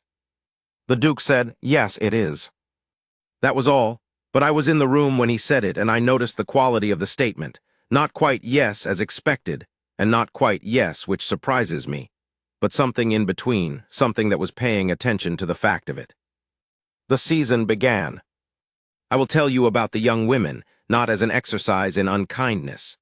They were, most of them, perfectly agreeable people doing what the world expected them to do in exactly the circumstances the world had arranged for them. But because they are part of what happened, and because the contrast they provided unintentionally was part of the story. There was Lady Harriet Wyndham, who was beautiful and rather humorless, and who played the pianoforte with an accuracy that suggested many hours of practice and a complete absence of feeling for the instrument. There was Miss Louisa Pemberton, who laughed at everything and whose laughter was genuine, but had the quality of filling space rather than responding to anything in particular. There was the eldest Miss Davenport, who had an opinion on everything and expressed it with a forcefulness that her mother was visibly urging her to moderate. There was Miss Elspeth Caverley, who was 22 and accomplished, and who had learned, somewhere in her education, to be whatever the room needed her to be, which was an impressive skill and an exhausting one to watch. The Duke met each of them with the same even courtesy. He asked about their families. He asked what they had read recently, which was a question that produced a variety of responses ranging from the slightly panicked to the gratifyingly genuine. He listened. He thanked them for their visits. He said nothing of consequence to any of them in any direction. Pendleton, observing this, grew increasingly anxious as May progressed. He mentioned, twice, that the season would not last indefinitely. He mentioned, once, that Miss Caverley's mother had made discreet inquiries through a mutual acquaintance about the Duke's intentions. The Duke heard all of this and made no reply beyond a nod that indicated he had understood and was not requesting further commentary. What no one said, what I had begun to understand by the middle of May, watching from below the level at which these things were usually discussed, was that the Duke was not failing to select from the options presented to him because he could not find one adequate. He was not selecting because he was looking at the wrong set of options entirely. He had gone to the drawing-room appointments because they were on his schedule, and he was a man who honored his commitments. And he had conducted himself with perfect correctness because that was who he was. And beneath all of it he had been, for weeks, conducting a completely different and entirely private process of assessment that had nothing to do with drawing rooms and everything to do with the library at the end of the passage. I'm not sure when he knew. I have thought about this a great deal, and I am not sure it was a moment so much as an accumulation. The account book, the fish forks. The hour in the library on that Tuesday morning in May, the treatise on estate management open on the desk between them. The way she looked at him when he said, "I am sorry," about her father, and did not perform being moved but was moved. The way she did not ask for anything from him. Not deference, not acknowledgement, not the particular kind of approval that people in her position often sought from people in his position. Not because she did not value his opinion, but because she had already formed her own, and his could add to it but did not constitute it. He was accustomed, I think, to being looked at as a title, or as a danger, or as a prize. He was not accustomed to being looked at as a person, in the particular way that Viola Ashby looked at things, directly, completely, with no agenda beyond understanding what was there. It unsettled him, and the particular way it unsettled him was the way that finding something true unsettles you when you had grown used to working around the absence of it. There were evenings in June, after the season's social obligations were done for the day, when the house settled and the staff were occupied with the closing duties, and I was moving through the quiet corridors doing the small final things that fall to a footman's late hours, banking fires, checking locks, carrying messages between the floors. When I would pass the library door and hear from inside the particular quality of silence that is not emptiness but presence. He read late. He had always read late. It was one of the few things about his habits that felt like something he had chosen rather than formed by circumstance. The library at the London house held the books he had carried from campaign, a mixed collection that told you something about what a man needs to think about when he is far from home. History, primarily, and some natural philosophy, and a few novels that he claimed to have finished, but that I noticed he had started at different points in the text, as though he read them in sections rather than continuously, dipping in when he needed the particular comfort of a story that resolved. Once in late June, I paused outside the library because I thought I heard him speak, a single word, or what sounded like one, and then silence. I stood for a moment and then went on because it was not my business. Later, I understood that June had been the month in which he had finally acknowledged to himself what he was feeling, which was a separate matter from doing anything about it. He was methodical by nature, Rowan Aldenmere, not cold, but systematic, which is a different thing. He did not act on things until he had understood them, and he had not, for most of May and June, fully understood what was happening to him, only that something was. He described it to me years later in the particular spare language he used for things that mattered to him. I had been accustomed to knowing what I wanted. In the army, you know what you want. You want the position, you want the objective, you want to bring your men home. It's clear. I came back here and nothing was clear except that the house ran better, and I was present in a way I had not been when she was in the room. He stopped there for a moment and looked at the fire. Then he said, "I was afraid. I had not been afraid of anything practical in 12 years. I found it extremely inconvenient." I asked him what he had been afraid of. He said, of being wrong, of wanting something that would not want me back in the same way, of having misread the entire situation. He paused. Of having read it correctly. I said, "Why that last one?" He looked at me. He said, "Because if I read it correctly, I had to do something about it." And the doing something was considerably harder than the knowing. There was a morning in early July, a week before the dinner, 2 weeks before the 20th, when I was in the garden of the London house. The garden was small and more formal than the grounds at the hall, contained between the north wall of the house and the garden wall that separated it from the adjacent property. Box hedges, gravel paths, a stone bench near the southern wall where the light was good in the afternoons. Mrs. Ashby was there. She was standing at the far end of the garden, near the herb border that ran along the garden wall, with her hands behind her back, and she was looking at something I could not quite see from the garden door. I had come out for a reason I no longer remember, something to do with the dustbin arrangements, probably, which sounds a great deal less poetic than what followed. But that is how things actually happen, and I stopped when I saw her. She was looking at a small rose that had seeded itself in the herb border without anyone planting it, as roses sometimes do, finding their own way through stone and soil. It was a wild rose, not one of the cultivated ones from the house's formal planting. It had white flowers, small and improbable, growing up through the woody stems of the rosemary and the sage. She was looking at it with an expression that was, I think, the closest thing to unself-consciousness I had ever seen on her face. She heard me before I could withdraw, because she heard everything, and she turned. Her face composed itself into its usual clarity so quickly that if I had not been watching, I would have thought I had imagined the other expression. "Finch," she said. "Mrs. Ashby," I said, "I didn't mean to disturb you." "You didn't," she said. She looked back at the rose for a moment. "Do you know what it is?" "A wild rose, I think. Rosa canina, perhaps. They seed themselves sometimes." She looked at it for another moment. She said, "Someone brought the seed here, or a bird did, and it found its way through all the wrong soil and bloomed anyway." She said it matter-of-factly, as she said everything. Then she turned and went back inside.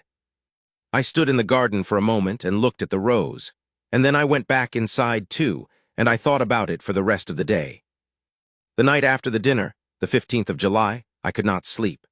This was not unusual. I have always been a light sleeper, and the particular energy of the evening had settled in me in a way that kept me wakeful.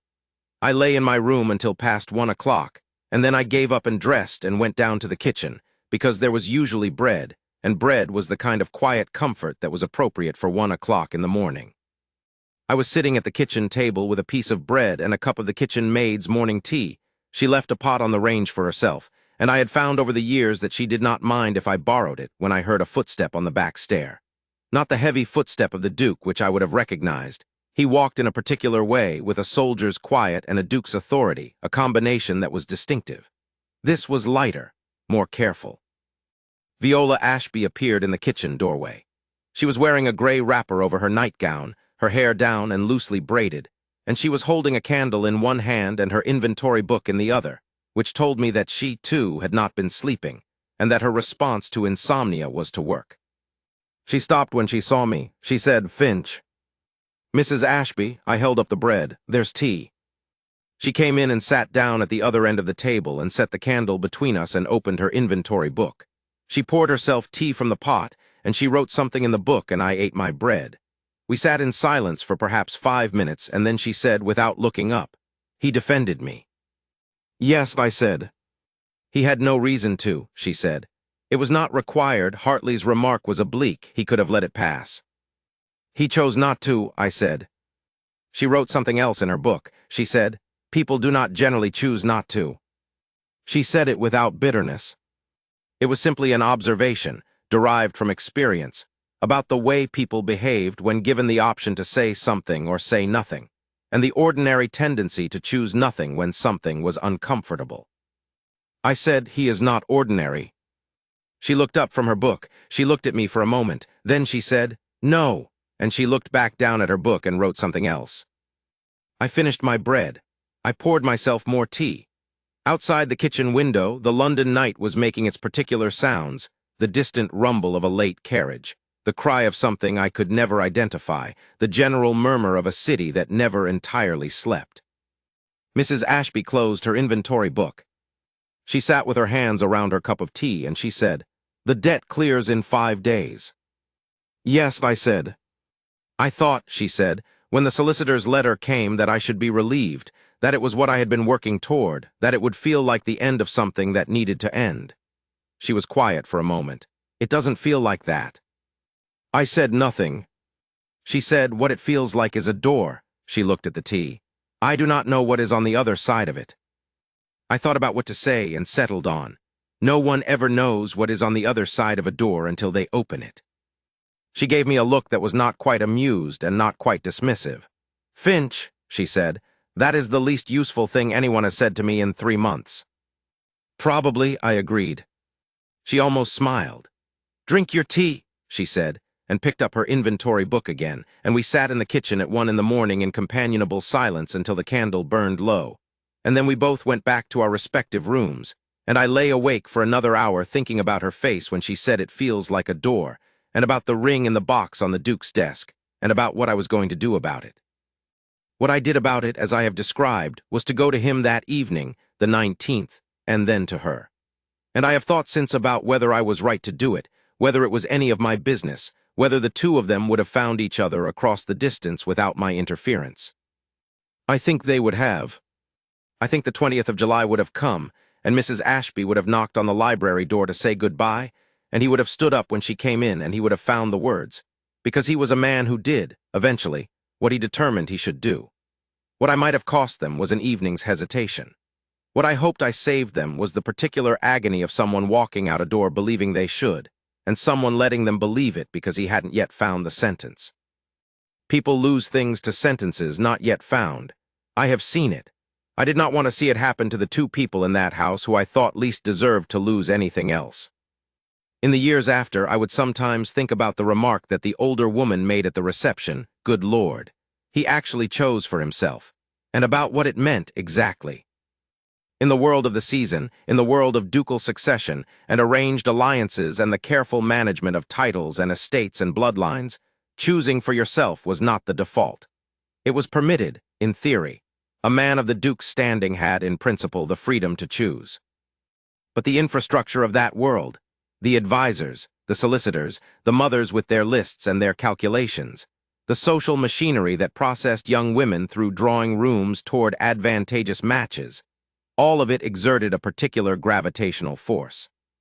It did not actively forbid choice so much as it made the path of least resistance a very specific path, and it made deviation from that path require a kind of deliberate will that not everyone had, or had enough of when it came to it. Rowan Aldenmuir had that will. This was not, I think, in doubt to anyone who had spent any time observing him. What I had not been entirely sure of, watching him through the spring and summer, was whether he had enough faith in his own understanding of what he felt to trust it against the weight of everything else.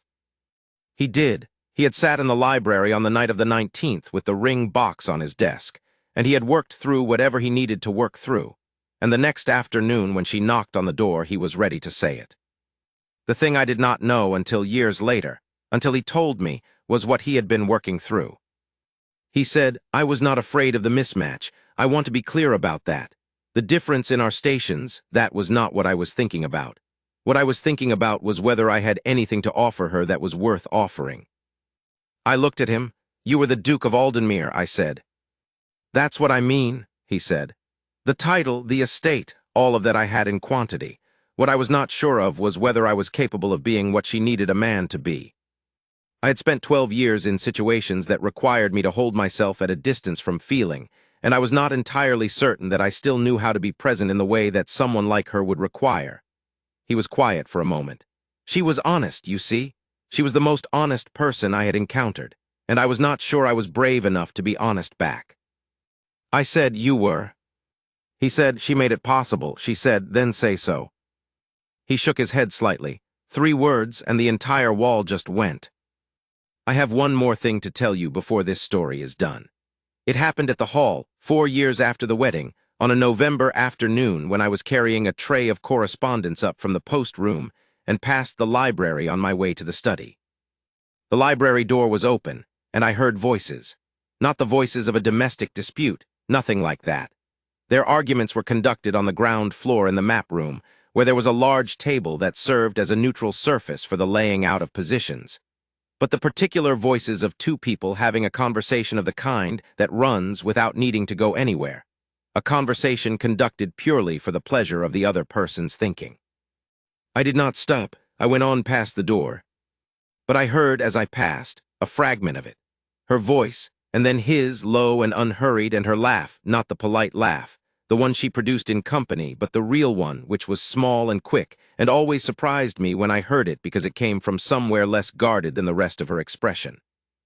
And then the sound of a page turning, and then very quietly his voice saying something I couldn't quite make out, and her saying also very quietly, "I know."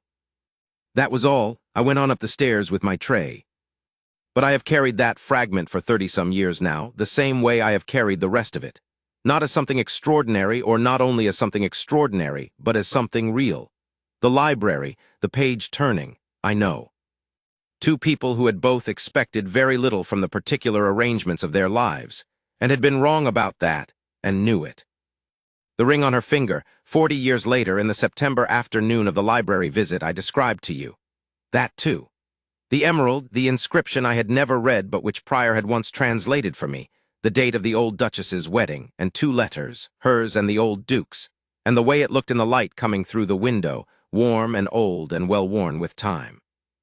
Put it on a wife's hand, the old Duke had said, and she is remembered in you. He was right about that.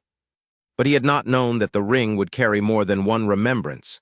Not only the first Duchess, but everything that came after her, everything that a man spends his life becoming capable of, if he is lucky, and if he finds the right person, and if he does not let her walk out through a door without saying the sentence he should have said.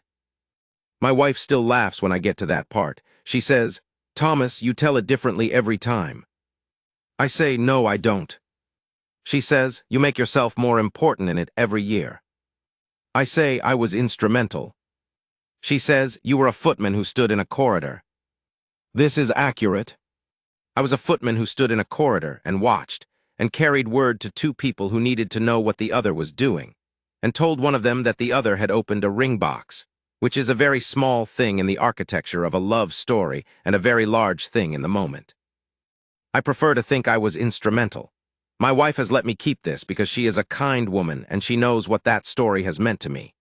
40 years of returning to it, the way you return to a place you have loved, not because it is extraordinary, though it was, but because it showed you something early in your life about what it meant to pay attention to the right things. Pay attention to the person who arrives on a Tuesday carrying her own bag. Pay attention to the man who opens a ring box on a Wednesday evening and closes it without doing anything else.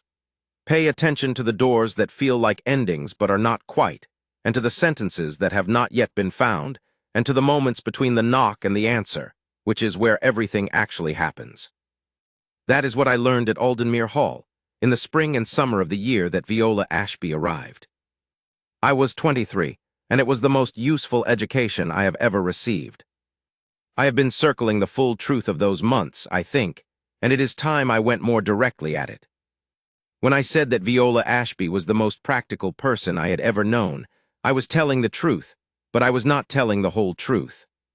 The whole truth is that the practicality was something she had built, the way people build defenses, not out of nothing, but out of necessity, out of the particular education that a hard life provides. The education that teaches you to manage your feelings rather than live in them, because living in them is something you cannot afford when there is work to be done, and the work is always the first thing, because the work is what keeps you housed and fed and standing on your own 2 feet. Viola's life before Aldenmere had not been without tenderness. She had loved her father, and he had loved her. That was clear in everything she said about him on the rare occasions she said anything about him. She had loved him the way daughters love fathers who treat them as worth educating and worth knowing, who explain things to them and ask for their opinions and act as though those opinions are worth hearing. Edward Ashby had been a careful man, a quiet man, with his daughter's habit of noticing things, and a talent for figures that she had inherited directly. He had died when Viola was 21, owing a debt that was not of his making. His employer, the solicitor's firm, had structured the debt as personal rather than professional, which was its own story, and one that I shall not go into except to say that Viola had understood, before she was quite old enough to be expected to understand such things, that the world contained arrangements that were not fair, and that the appropriate response to an unfair arrangement was not rage but efficiency. She had managed her aunt's household in Norwich for 4 years after her father died, which is where she had acquired the practical skills that made her such an effective housekeeper. Her aunt was a decent woman who had looked after Viola with genuine kindness and who had, in her own straightforward way, treated the girl as an asset rather than a burden, which was the kinder of the 2 ways that was available to her. Viola had run the household. She had kept the accounts. She had managed the small staff. She had done all of this with the thoroughness and precision that were her nature, and she had been competent and clear-eyed about it. And she had missed, every day in ways she did not speak about, the father who had taught her that her mind was worth using and that the world could be made to accommodate it. The debt, when the solicitor's letter came offering the arrangement at Aldenmere Hall, had been both a burden and a kind of release. A burden because it was not a choice she had made and it reduced her circumstances to a transaction. A release because it was something definite, something with an endpoint, something she could work against with her full capacity and discharge. Viola Ashby was, among other things, a woman who needed to know the shape of the thing she was facing. The debt had a shape. The arrangement had a shape. She had come to Aldenmere Hall with both, and she had brought her abilities to bear on them, and she had done what she always did. She had made the thing before her exactly as good as it could be. What she had not prepared for, what she had perhaps not allowed herself to think about in any detail, in the practical organization of expectations that she had conducted before her arrival, was the particular quality of the man she would be working for. I say this carefully because I am not saying she was prepared to like him. She was not in the position of someone who arrives expecting to feel things about her employer. People in service did not, as a general rule, have feelings about their employers of the kind that Viola Ashby came to have, and the ones that did tended to keep those feelings very well hidden. What I mean is something more specific and more interesting. She had not prepared for a man who was worth paying attention to. She had prepared for a duke, which she understood as a type, a person with a title and an estate and certain requirements and certain expectations, a person whose domestic arrangements she would manage efficiently and at arm's length. She had not prepared for Rowan Aldenmuir, who was the type with something else added. A real person, genuine under the controlled surface, doing something considerably harder than managing an estate or commanding a regiment, which was trying to figure out how to be alive again after 12 years of being primarily useful. She noticed this, Viola. She noticed it in the way she noticed the quality of light through old glass, as information catalogued. And she did not know what to do with the information except to keep it, the way she kept all useful information, and to pay attention to what it meant. What it meant she worked out gradually, over the account books, over the library conversation, over the Tuesday morning with the treatise, over the small, precise moments that accumulated between them without her having designed any of them. She told me this eventually. Not on the 20th of July and not at the wedding and not in any grand conversation. She told me in pieces, across years, the way people tell things when they trust you with the pieces without feeling the need to assemble them in front of you.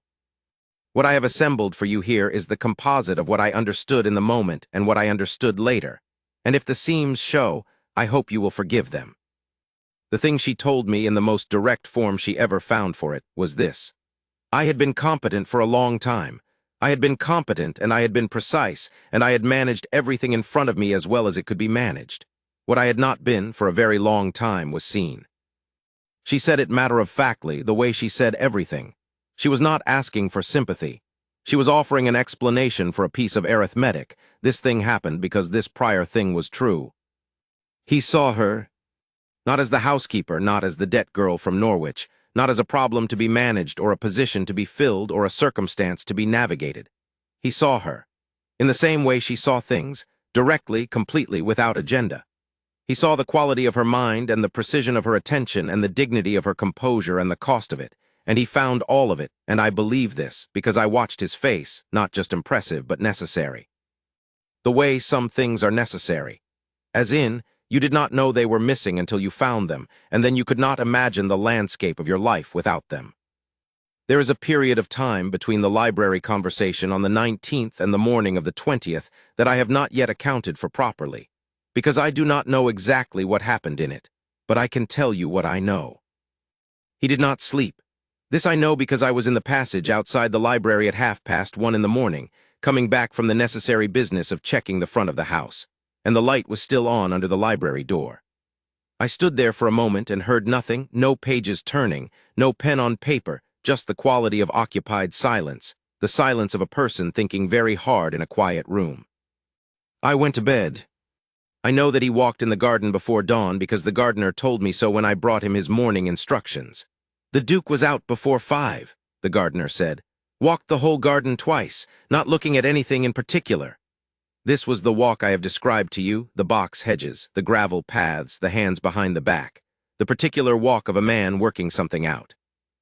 I know that he went to the study before breakfast and did not come out until after 9, which was unusual. He was normally in the library by 8:30, following a breakfast he took alone and quickly, as was his habit.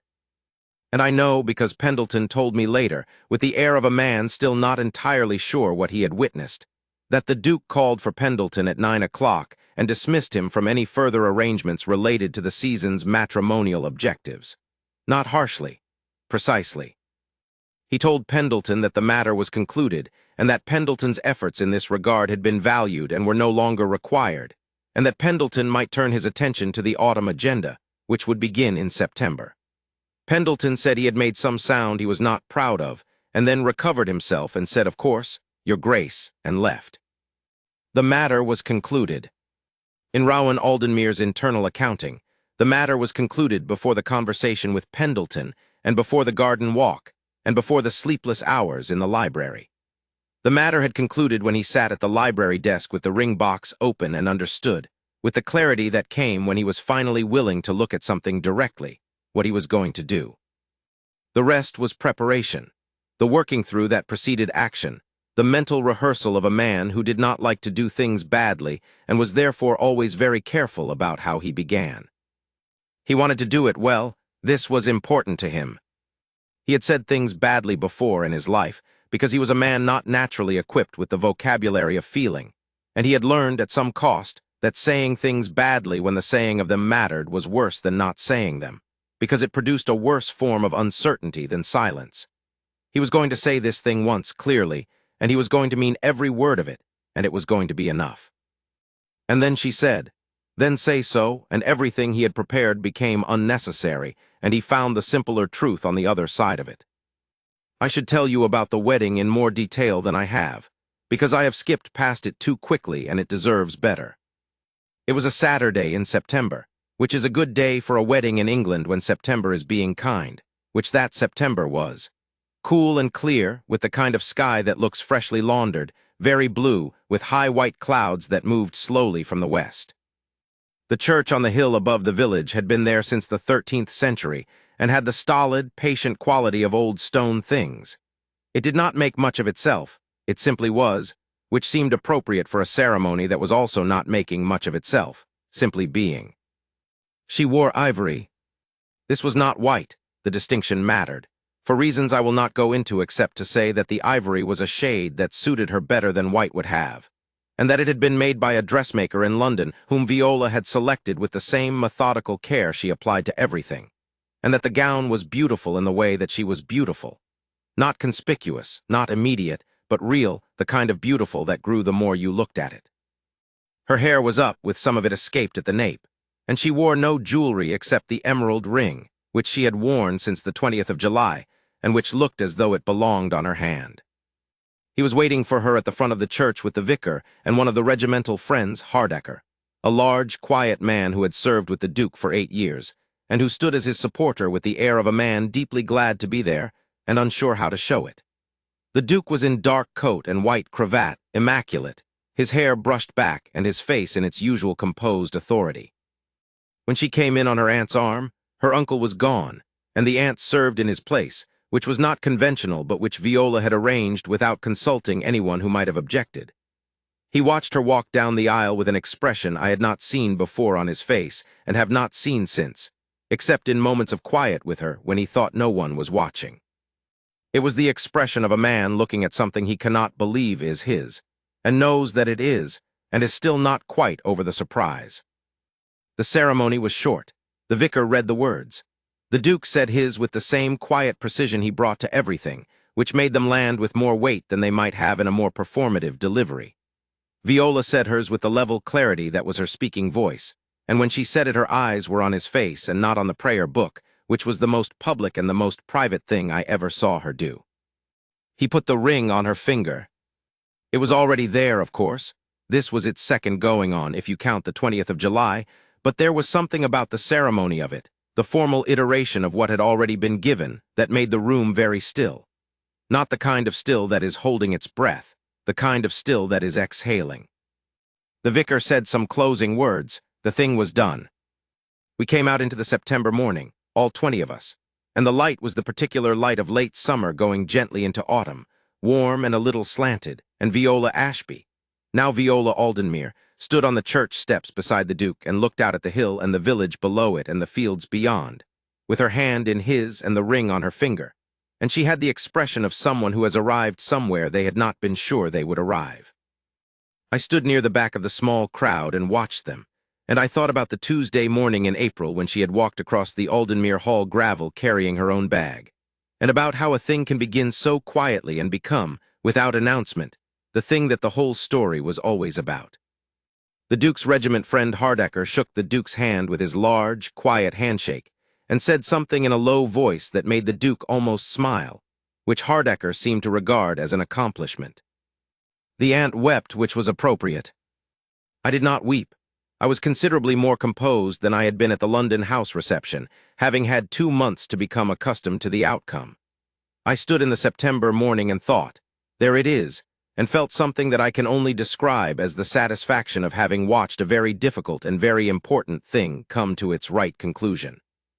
The first winter at the Hall was, by all accounts of those who were there, and I was there, though I left the following spring when I married, a quiet and happy one. The kind of happiness that does not announce itself, but infuses the daily life of a house. The rooms felt occupied in a different way. The evenings had a different quality. The mornings at breakfast were no longer the solitary arrangements they had been in the spring. He worked less compulsively at night, which was a thing that Prior noticed and which he mentioned to me with the careful air of someone who was pleased but was not sure it was his place to be. He takes his dinner properly now, Prior said, at a normal hour, in the dining room or in the study when the weather's bad but with company. He paused. It's better. It was better, the house knew it. Houses know these things, the way they know the damp and the light and the changing seasons.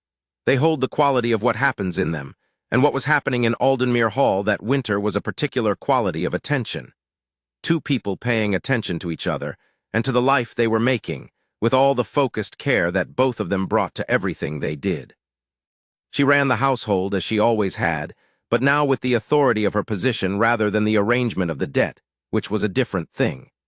She was the Duchess of Aldenmere, which she inhabited the same way she inhabited everything, without fuss, without performance, with complete seriousness of purpose.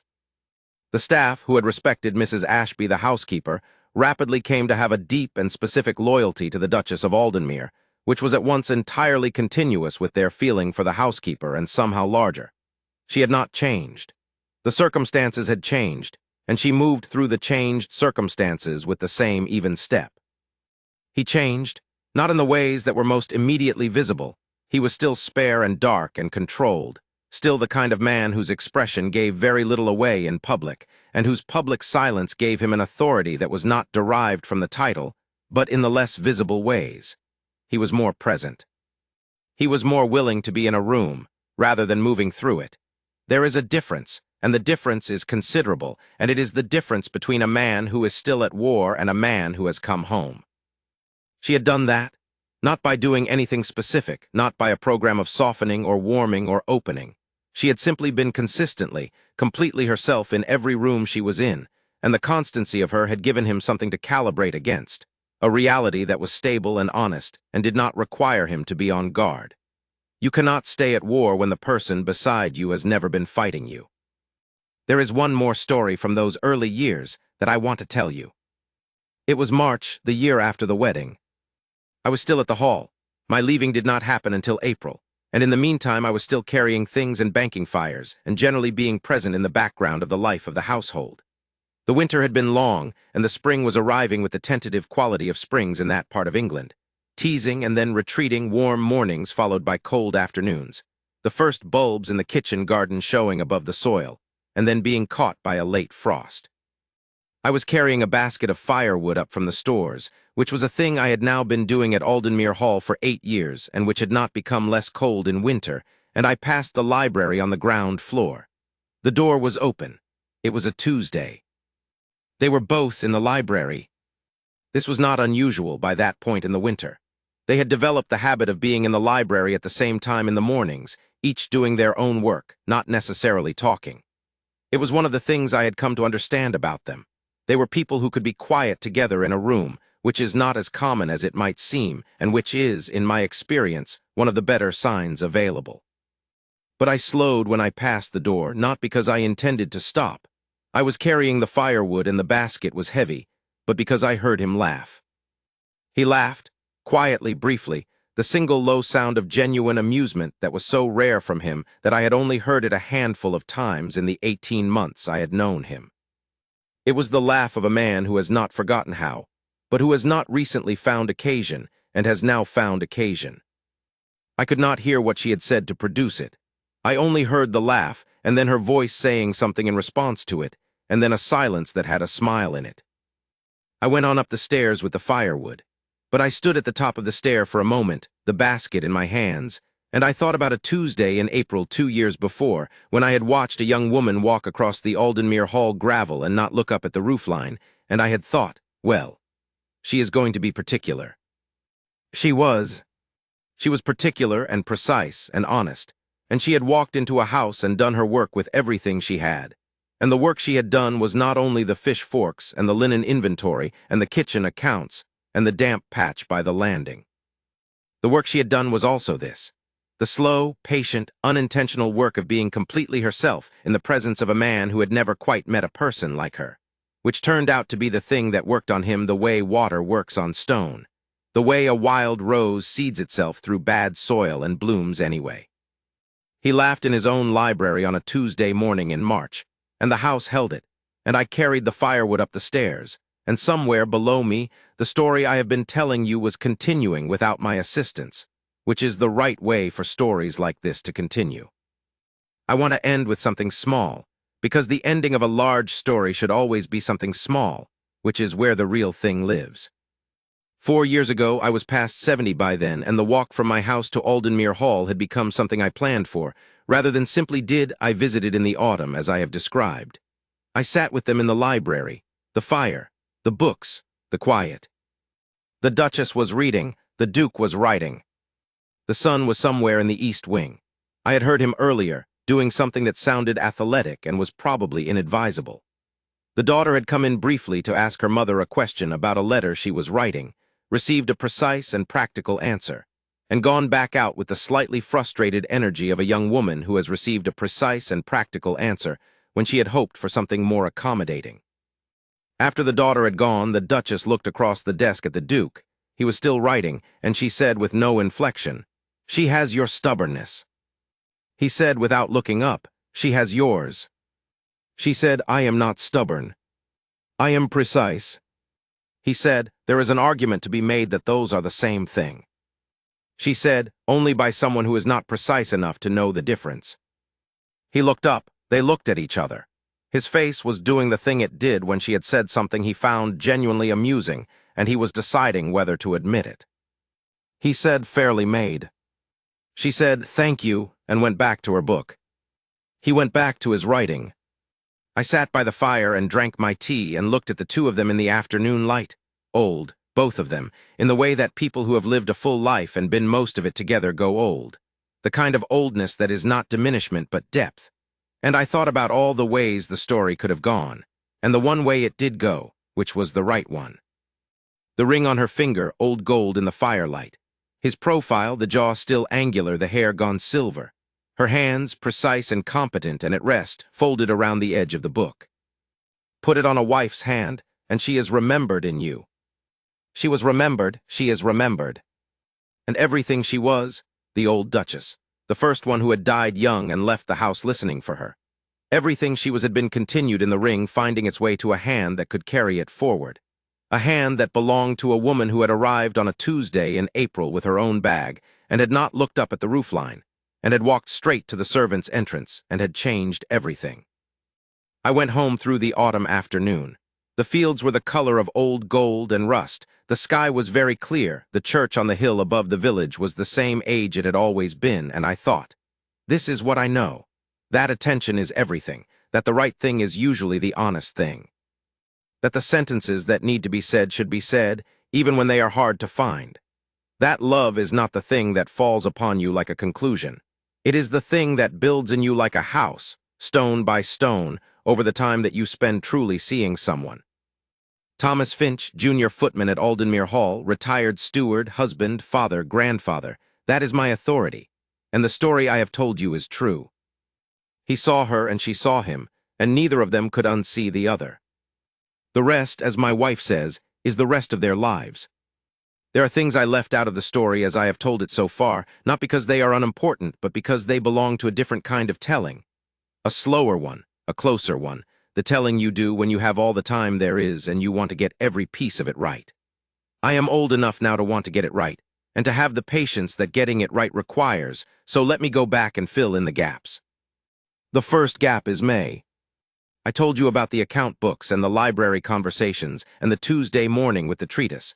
But I did not tell you about the particular quality of May at Aldenmere House in London, which was a quality I had not experienced before and have not experienced since.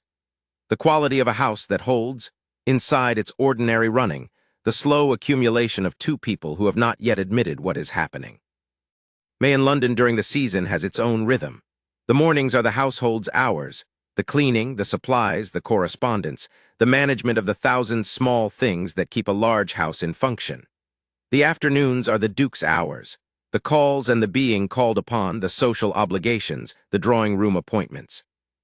The evenings are the public obligations, the dinners out, the balls, the theater. And late at night, after the public things have wound down and the house has gone mostly quiet, there is a pause before sleep in which the house sounds different, smaller, more itself. It was in those late hours that I sometimes heard them both awake and working, separately in different rooms, and I thought about the particulars of that.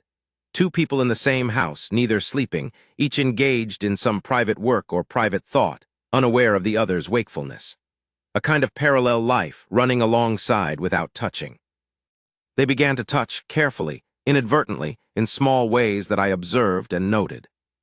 Not literally, there was nothing in May that would have been called contact by any standard, but there were moments of adjacency that accumulated.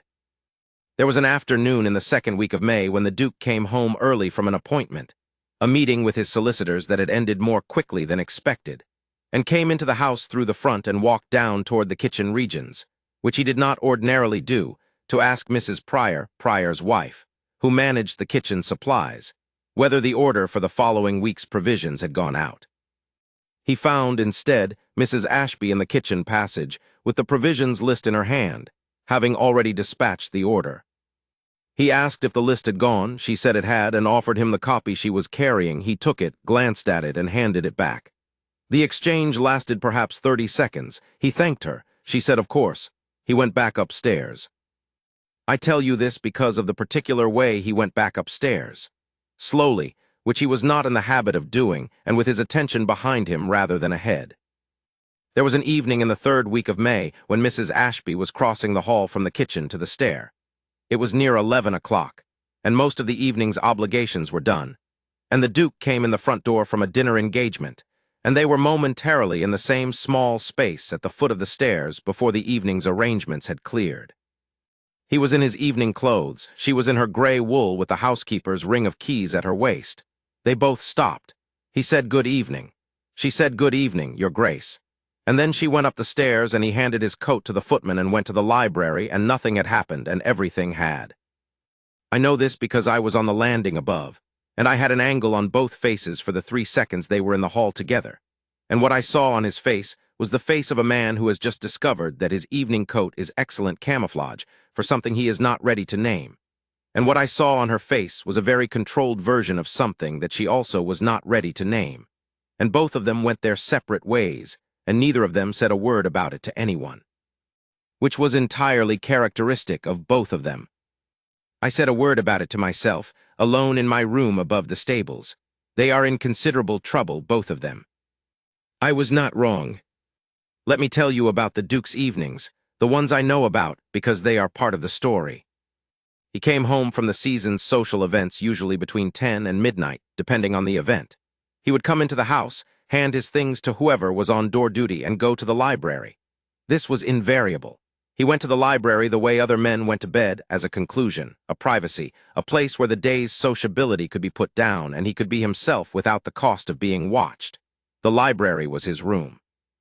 He had arranged it, over the months he had lived in the London house, to suit the way he worked and the way he thought. The desk clear except for what was current, the shelves in an order that made sense to his habits, the 2 armchairs at angles to the fire that allowed him to read in the good light without having to shift the furniture.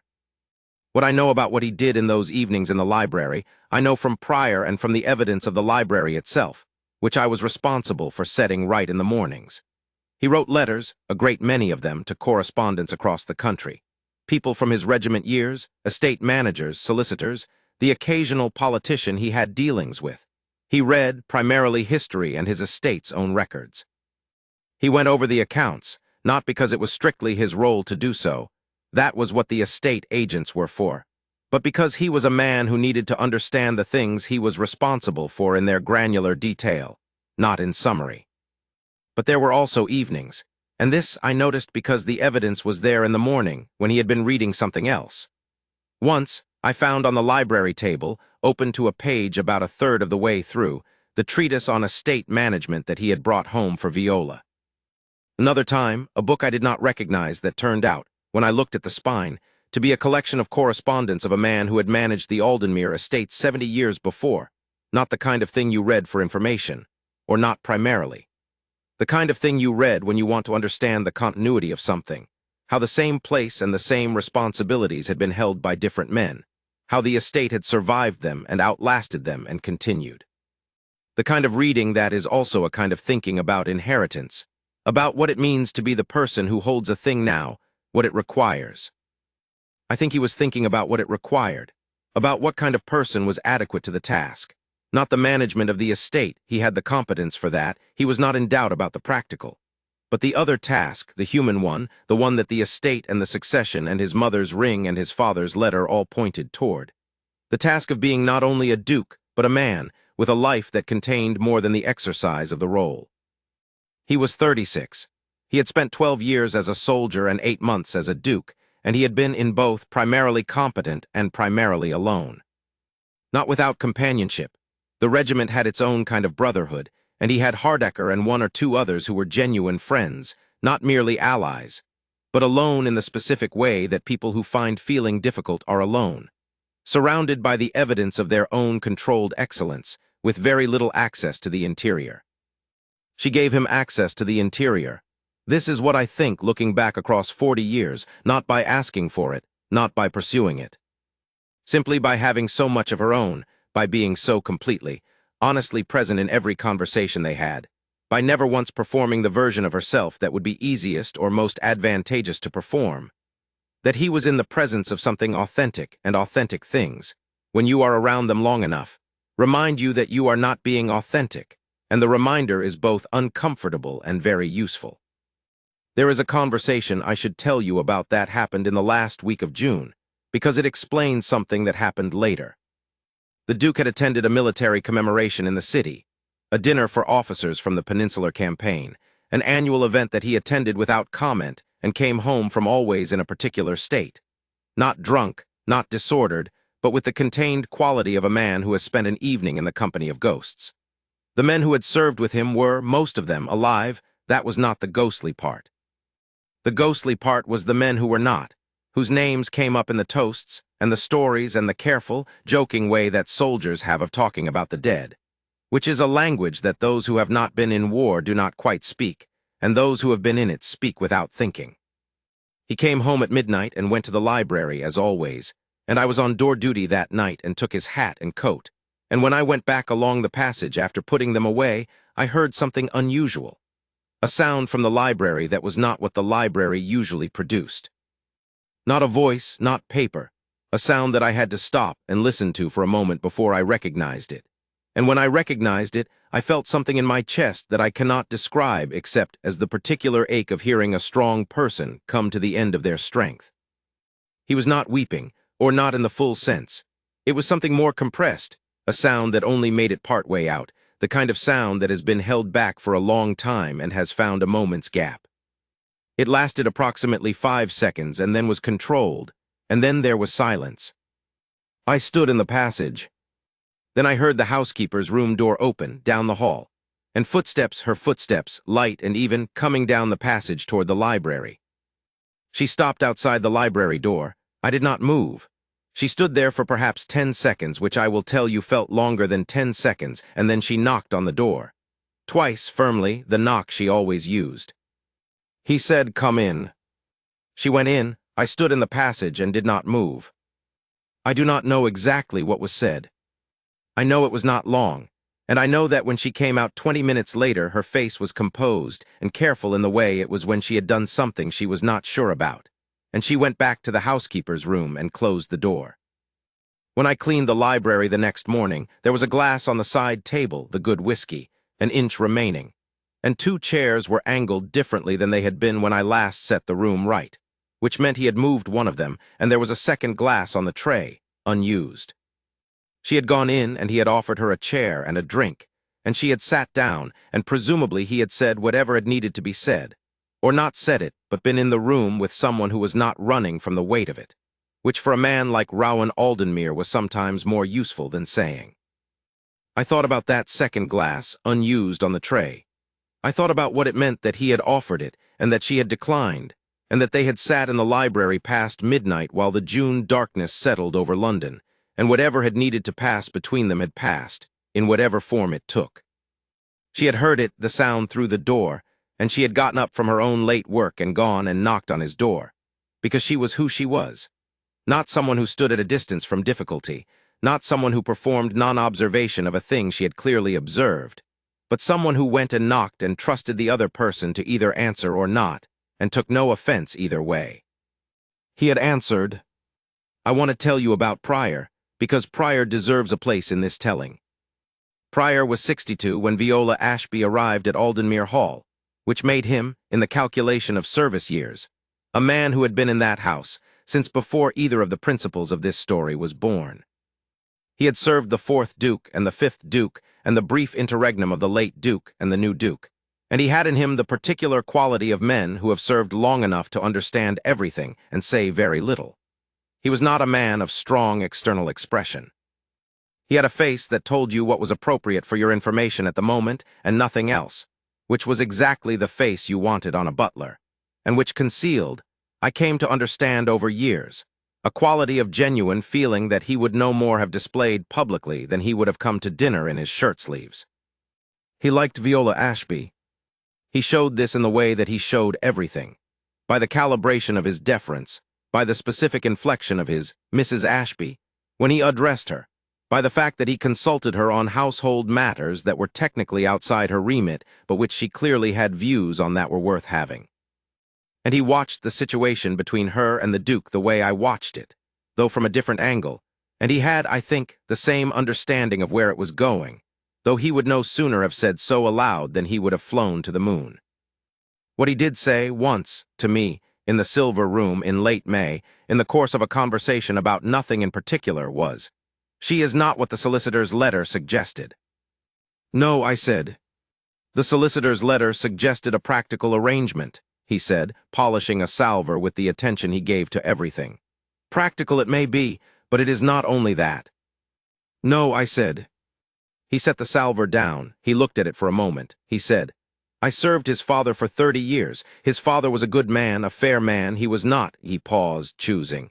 "He was not a man who had learned how to be happy." I said nothing. "The 6th Duke is more capable of it," Prior said, and picked up the salver again, "if he is given the right conditions." I thought about that for a long time afterward. Prior was, in some senses, the person who had known both families longest, longer than anyone else in that house, longer than the solicitors, certainly longer than me. He had watched the Aldenmere family for 3 generations, and he had, in his precise and unsentimental way, identified something I had only begun to see, that what the Duke needed was not the right credentials, or the right bloodline, or the right social position, but the right conditions.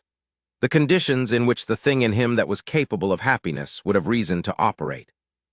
Viola Ashby was those conditions, not because she had designed it, she had done nothing of the kind, but because she was honest and steady and did not require anything from him that he could not be, which meant that in her presence he could begin to discover what he actually was. Prior polished the salver.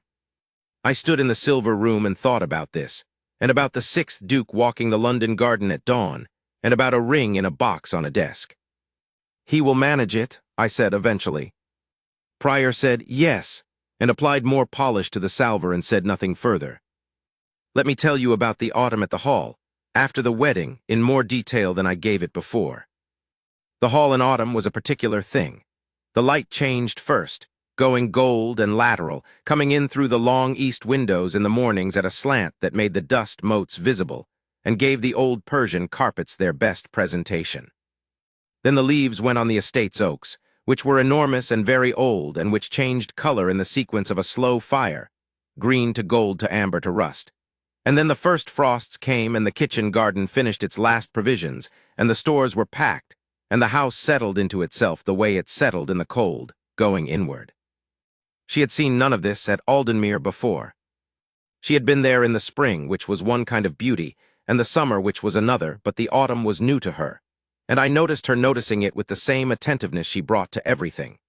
The quality of light, the change in the garden, the particular way the house smelled when the fires went on again in October, and the chimneys had to be relearned, the good ones and the bad ones. The Duke took her around the estate properly that autumn, not as the Duke showing his Duchess the property, though it was that, but in the more practical way that she asked for and that he seemed to find natural, walking the edges of fields, talking to the tenants, understanding the working parts of the land that the accounts represented in numbers. She had a good memory for names and faces, which was a gift in that context. She remembered when she met a tenant a second time weeks after the first, the details of what they had spoken about, a daughter in service in the next county, a problem with a drainage ditch that had been outstanding for 2 seasons, and the tenants, who were not accustomed to this quality of attention from the family, were visibly struck by it. The Duke watched her do this with the expression he had when he was genuinely pleased, but was not going to announce the fact. He said to me once, I was with them on one of these estate walks, carrying papers that turned out not to be needed, but which gave me a reason to be there. She makes them feel that they are seen. I said, yes. He looked at the field ahead of us. They haven't always felt that way, he said. No, I said, which was true. The old Duke had been a fair man, a just landlord, but he had not been what you would call warm, and the tenants had respected him without much affection. The new Duchess of Aldenmere walked the fields with them and remembered their daughters' names, and the quality of the estate's relationship with its tenant farmers was different by the following spring, not because she had intended to change it, but because she was who she was and it changed. There was one more thing that autumn, before I go back to what I want to end on. She found the orangery useful. I said when I described the hall to you that the orangery had felt like a room still listening for a person who was not going to arrive, the 5th Duke's wife, who had died young and left the plants behind her. The plants had been maintained, because that was the kind of house Aldenmere was, but they had been maintained without love, with the botanical equivalent of professionalism, kept alive, pruned to shape, not flourishing. Viola went into the orangery one afternoon in October, when the morning's work was done, and there was an hour before the afternoon's duties. I do not know why she went, idle curiosity, or something she had seen from the garden path. She went in and she looked at the plants, and she asked Marchant, the carpenter who had been assigned to the maintenance of the glasswork, whether the orangery had always been used only for the citrus, or had it had a broader function. Marchant said it had been the old Duchess's herb garden, the 5th Duke's wife, and that there had been a working pharmaceutical element to it, the cultivation of medicinal herbs, but that this had fallen away after the Duchess's death, and now it was primarily citrus. Viola looked at the citrus. She looked at the empty benches where the herb cultivation had been. She said, I'd like to re-establish the herb garden. And she did. Not immediately, it was October and the timing was not ideal. But over the winter and into the following spring, she brought the orangery back to something closer to what it had been. The citrus still, and now also lavender and rosemary brought in from the kitchen garden, and the more delicate medicinal herbs she had a use for and a knowledge of. The room changed. It was not exactly what it had been when the 5th Duchess had kept it, because Viola was not the 5th Duchess, and the herbs she grew were the herbs she knew rather than the ones the previous woman had known. But the room stopped listening for someone who was not coming. It found a new frequency. The Duke went in one afternoon in February, when she was there working among the herbs with her sleeves rolled and her hair escaping its pins, the way she looked when she was doing something with her hands rather than her head. He stood in the doorway and he looked at the room and at her in it, and something crossed his face that I was close enough to see, because I was outside the orangery door adjusting the hinge that Marchant had meant to fix and hadn't, and the glass walls were clear enough in February to see through. The expression was the one I have tried to describe and always fallen a little short, the look of a man looking at something he cannot believe is his and knowing that it is. Still, 6 months after the 20th of July. Still in February in the orangery, looking at his wife among the rosemary. He went in and helped her with whatever she was doing. I could not see clearly through the glass, and they were in there for an hour, and when they came out she was laughing. The real laugh, small and quick, the one that was less guarded than the rest of her. I went inside and did not think about the hinge for the rest of the day. My last day at Aldenmere Hall was the 3rd of April, which is a good day to leave a place you have loved, because April in England is the season of things beginning, and the beginning energy suits a leave-taking that is not a loss but a passage. Prior shook my hand. Mrs. Cray, elderly by then, but still present in the linen room every day, because Mrs. Cray was not the kind of woman who gave up occupations, pressed a package of biscuits on me and told me not to be sentimental. Henshaw the cook, who had expanded his approval of Viola's housekeeper tenure into a more general warmth over the winter, shook my hand and said I was not the worst footman he had encountered, which was his form of affection. The Duke came to the servants' hall, which was unusual, and shook my hand, and said that my service had been valued, which in his sparse speech was a considerable thing. His wife was with him. They were going out together that afternoon, a habit they had formed of doing the estate rounds in the April afternoons, and she waited in the doorway while he spoke to me, and when he was done she came forward and shook my hand in turn. She said, "Finch," she said, "thank you for the ring." I said I didn't do very much. She said, "Yes, you did." She looked at me for a moment with those clear, direct eyes that still had the quality they had always had, the quality of seeing exactly what was there. "You paid attention," she said. "That's not nothing." I thought about that all the way home on the coaching road. About what she had said, "You paid attention," and about what it meant, whether it was the thing she had meant to say or something that had slipped out in the directness that was always her nature. I have thought about it across 40 years, and I still think about it, the radical simplicity of it. You paid attention. That is not nothing. To pay attention is everything sometimes. To be in the room and see what is in it. To understand the value of a fish fork and a library conversation and the quality of light through old glass. To be the person who notices, who retains, who connects the pieces into the shape they were always going to become. I paid attention at Aldenmere Hall in the spring and summer and autumn of the year that Viola Ashby arrived. And what I attended to was this. Two people finding each other, not dramatically, not suddenly, but with the patience and the precision that their natures required, and the ring changing hands, and the house changing, and the room in the orangery finding its frequency again. That is the story. The whole of it, as well as I can tell it, 40 years on, with the fire going low and my grandchildren restless at the table, and my wife looking at me with the look that means, "You have gone on long enough, Thomas." She is not wrong, but I will say this one last thing, and then I am done. The Aldenmere ring is on the Duchess's finger still. She will be past 70 now, and he past 80, and I do not know which of them still has the other, but I believe, because these things can sometimes be believed on the evidence of what was built, that they are both still present, and the library still contains both of them, and someone in that house is still paying attention. I hope it is a young footman, carrying firewood up the back stair, who has the sense to slow down when he passes the library door and hear what is happening inside. The pages turning, the fire settling, two people in complete and occupied quiet. And I hope he has the good sense to know what he is hearing and to keep it, and to tell it someday when the right people ask and the fire is good and there is time. Thomas Finch, junior footman, retired steward, witness. I paid attention. I have one more period of time to account for.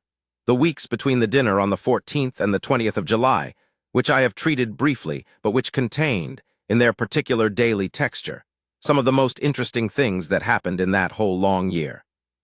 Because here is the thing about the days after the dinner. The Duke's remark to Hartley changed the atmosphere of the house. Not loudly, there was no announcement, no visible shift in the domestic arrangements, but quietly in the way that things change when a truth has been spoken aloud that was previously only understood. Every member of the staff who knew what had happened, and all of them knew, because the below-stairs communication network of a London house during the season is approximately as efficient as the post, registered the fact that the Duke had defended the housekeeper before the company, and they registered what that meant, and the household's orientation toward both of them shifted by a degree or two, almost imperceptibly, toward something warmer and more certain. Prior was the first person I spoke to about it. I found him in the silver room the morning after the dinner, and he was polishing with more energy than usual, which was his version of agitation. "He spoke," I said. "He did," said Prior. Hartley won't forget it. Hartley will recover, Pryor said, with the dismissiveness of a man who has watched a great many Hartleys come and go. The question is what happens next. What do you think will happen next? I asked. Pryor set down the silver he was polishing and looked at it. He had the face of a man conducting an internal accounting of some precision. I think, he said, that the situation is nearer to its conclusion than it has been. I think certain decisions are pending, and I think that the household would benefit from conducting itself with discretion and good sense in the meantime. This was, for Pryor, a long speech. I nodded and went about my work. The discretion and good sense that Pryor prescribed were, in fact, what the household provided. There was nothing in those remaining days, the 15th, the 16th, the 17th, the 18th, the 19th, that you could point to as evidence of anything. The house ran as it always ran. Mrs. Ashby was at her work. The Duke was at his. They were not frequently in the same room. When they were, they behaved with the same exact propriety they had always maintained. But the quality of the house was different. I cannot explain this more precisely than to say that a house absorbs the feeling of what happens in it, and Aldenmere House had absorbed the feeling of the 15th of July, the dinner, the remark, the defense, and it was running now on that charge.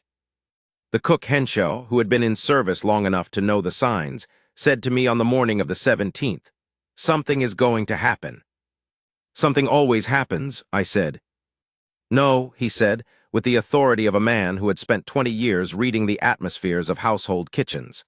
"I mean something is going to happen." He was not wrong. I want to tell you about the 17th specifically, because there is a small thing from that day that I have held on to. I was in the hall near the staircase at about 2:30 in the afternoon. The house was in its quiet hours, the morning's work done and the afternoon's beginning, the Duke not yet returned from wherever he had been, when I heard the library door open. Mrs. Ashby came out of it with a book in her hand. This was not unusual by itself.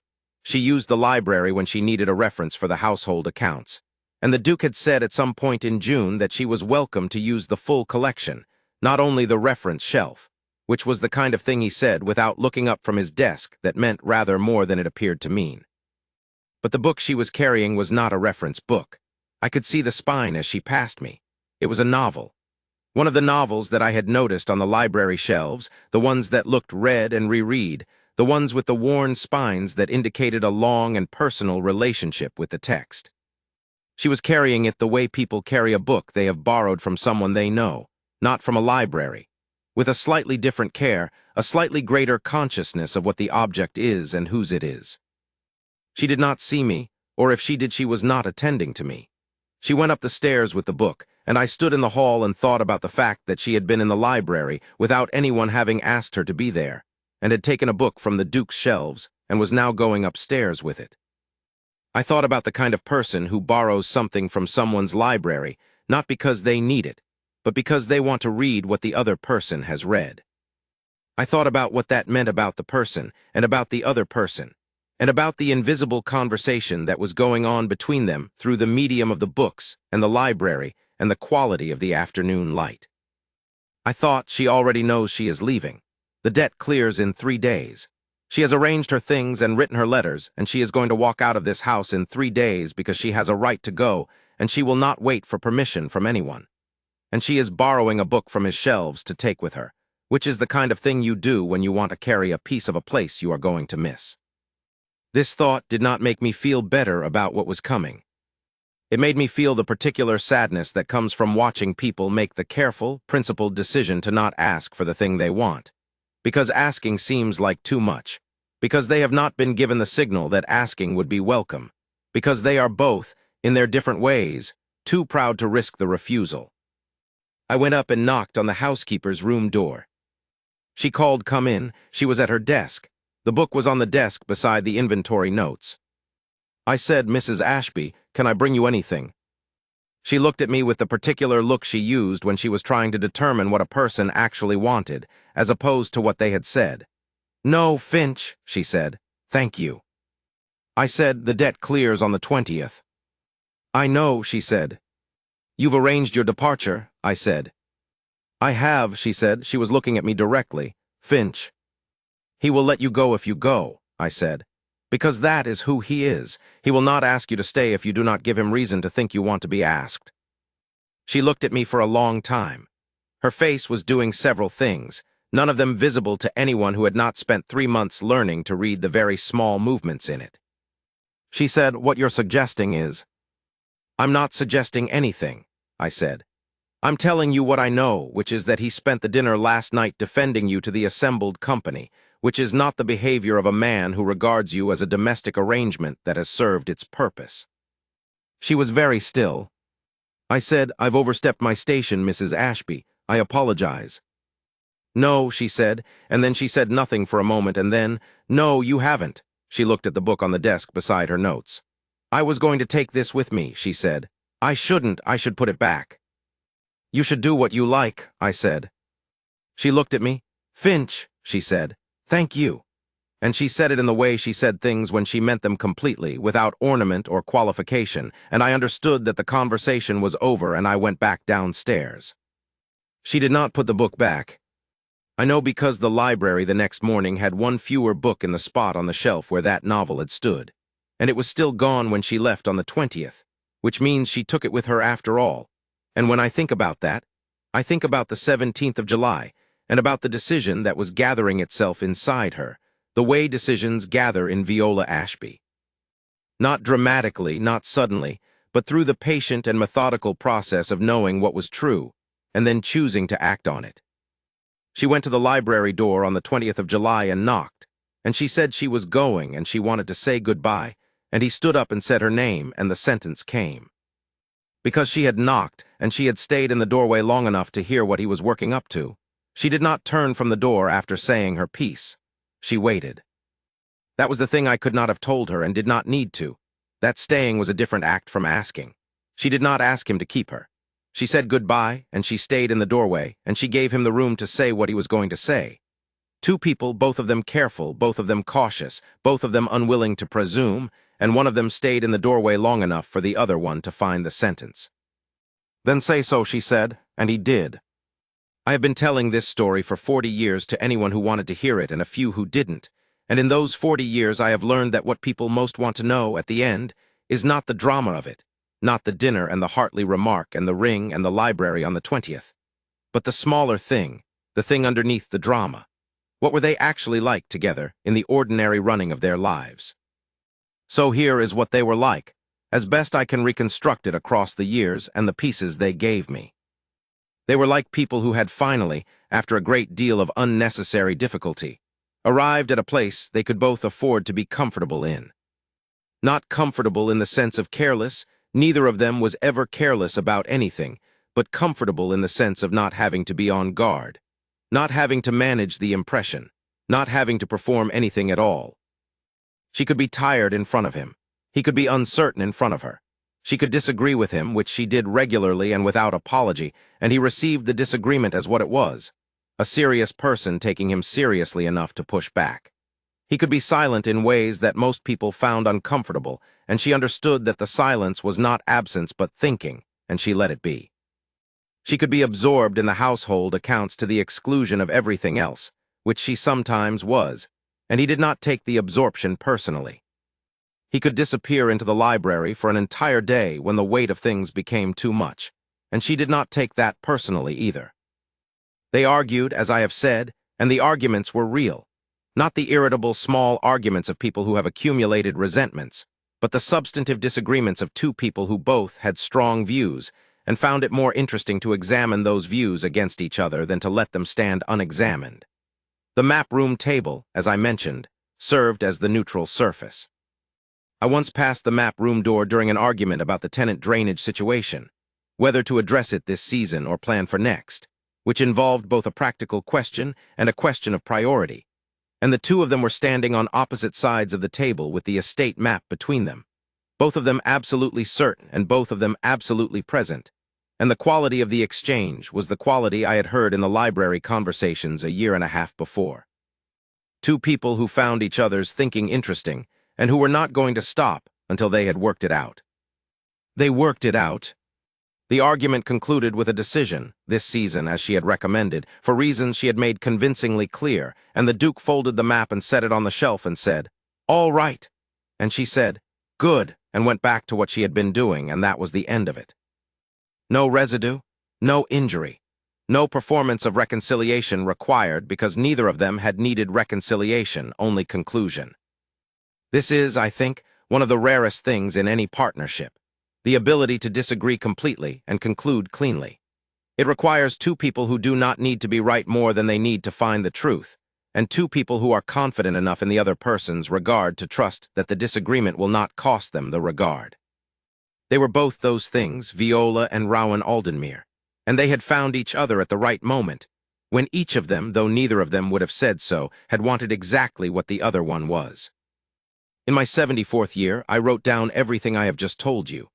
I wrote it in a proper notebook with a decent pen, and when I was done, I set it in the drawer of my writing desk, and I left it there for a month before I looked at it again.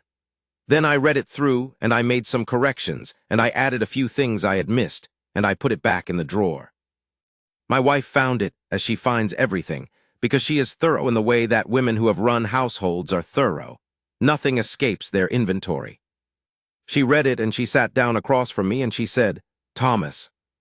I said, "Yes." She said, "This is very good." I said, "Is it right?" She said, "What do you mean, is it right?" I said, "Is it the truth of it? Is it what actually happened, or is it what I wanted to happen, or is it some combination that makes itself look like memory?" She thought about this seriously, which is one of the things I love about her. She said, "You were there." "I was a junior footman," I said. "You were there," she said again. "You saw what you saw. The question of whether it's the whole truth is a different question than whether it's true." "It can't be the whole truth," I said. "I only know the parts of it I was in." "Then it's the truth of those parts," she said. "That's what a story is." I thought about this. I said, "She told me once that I paid attention." "She was right," my wife said. "That doesn't mean I got it right," I said. "No," she agreed, "but it means you were trying to." She put the notebook back in the drawer and made tea, and we sat at the kitchen table in the September afternoon. And I thought about Aldenmere Hall and the library and the ring and the two people in the orangery in February. And I thought about a Tuesday in April, a young woman crossing the gravel with her own bag and her head up. I thought I got it as right as I could. The parts I know, I know. The parts I don't, I have marked as inference or imagination, and I hope the two are distinguishable. And the part that I am most certain of, the part I would stake anything on, is the last thing I want to say, which is this. I was 23 years old when Viola Ashby arrived at Aldenmere Hall, and I was 25 when I left. And in those 2 years I was given a lesson in the most important skill a person can have, which is the skill of paying attention to what is actually happening, rather than what you expect or fear or hope is happening. Viola Ashby taught me this without meaning to, by being the most attentive person I had ever met. The Duke taught me this without meaning to, by being the most careful person I had ever met, and by the things that happened to him when he finally let the carefulness rest. Pay attention, that is the entire lesson. Pay attention to the person beside you, and to the quality of light through old glass, and to the sound behind a library door, and to the way a person walks when they are not performing, and to the sentence that has not yet been said, and to the doorway that could close before the sentence is found. Pay attention, and do not let the thing you care about walk out through the door without saying the thing you have not said. Thomas Finch, who was a footman and then a steward, and then a husband and a father and a grandfather, and is now an old man with a notebook full of the most important thing he ever saw, begs your indulgence for the length of the telling, and thanks you for your patience, and wishes you a quiet evening and a good fire and someone worth paying attention to. Which is all any of us really needs. I will add one thing more, because I have thought of it and it belongs here. There is a word that gets used about people like Viola Ashby, people who are competent and precise, and who manage their feelings carefully, and who do not perform distress or perform contentment, but simply are what they are and do what they do. The word is formidable. I used it earlier in this telling, and I stand by it. But I want to say what I mean by it, because formidable is one of those words that can go wrong if you press it in the wrong direction. I do not mean that she was hard to know. I do not mean that she was cold, or that she kept people at arm's length, or that she was unapproachable in the way that certain powerful women are unapproachable. I mean something more specific, that she had a quality of completeness about her, a self that was fully inhabited, that did not require anything from you in the way of performing or validating or confirming. When you were in the room with her, you were in the room with a person who was entirely herself, and the steadiness of that was both the most restful thing and, if you were not used to it, the most quietly challenging. It was challenging to the Duke in exactly this way. She made no demand on him to be anything in particular, which meant he was free to find out what he actually was, which is the most frightening kind of freedom. The people who ask things of you, who need you to be powerful or approachable or kind or correct, give you something to perform, and the performance is a relief in its way because it is familiar. Viola Ashby asked nothing of him except that he be real, and the being real, for a man who had spent 36 years being primarily useful, was the most difficult and the most necessary thing. He rose to it. He rose to it the way good people rise to things that are difficult and necessary, not all at once, not without difficulty, but steadily over time with the full application of his considerable character. And she did the same for him, in the opposite direction. She had been competent and complete and self-sufficient for a very long time, which is its own kind of isolation. The isolation of the person who has learned to need nothing because needing something and not having it is a kind of poverty she would not visit on herself again. What he gave her by being real in the room with her and by saying, "I do not want you to go," and by placing the ring on her hand, was permission to need something, to want something, to be not only competent but also, occasionally, afraid and uncertain and in need of another person. Not as a weakness, as the thing that completes the circuit. They completed each other's circuits. That is the most honest thing I can say about it, and the simplest, and the one I come back to every time. Thomas Finch, having now truly finished, sets down his pen. There is a postscript, and it is brief. My youngest granddaughter, she is 8, and she has opinions about everything, which is a Finch family characteristic and possibly also an Ashby one, given the distant connection, asked me once, after a shorter version of this telling, whether the Duke and the housekeeper lived happily ever after.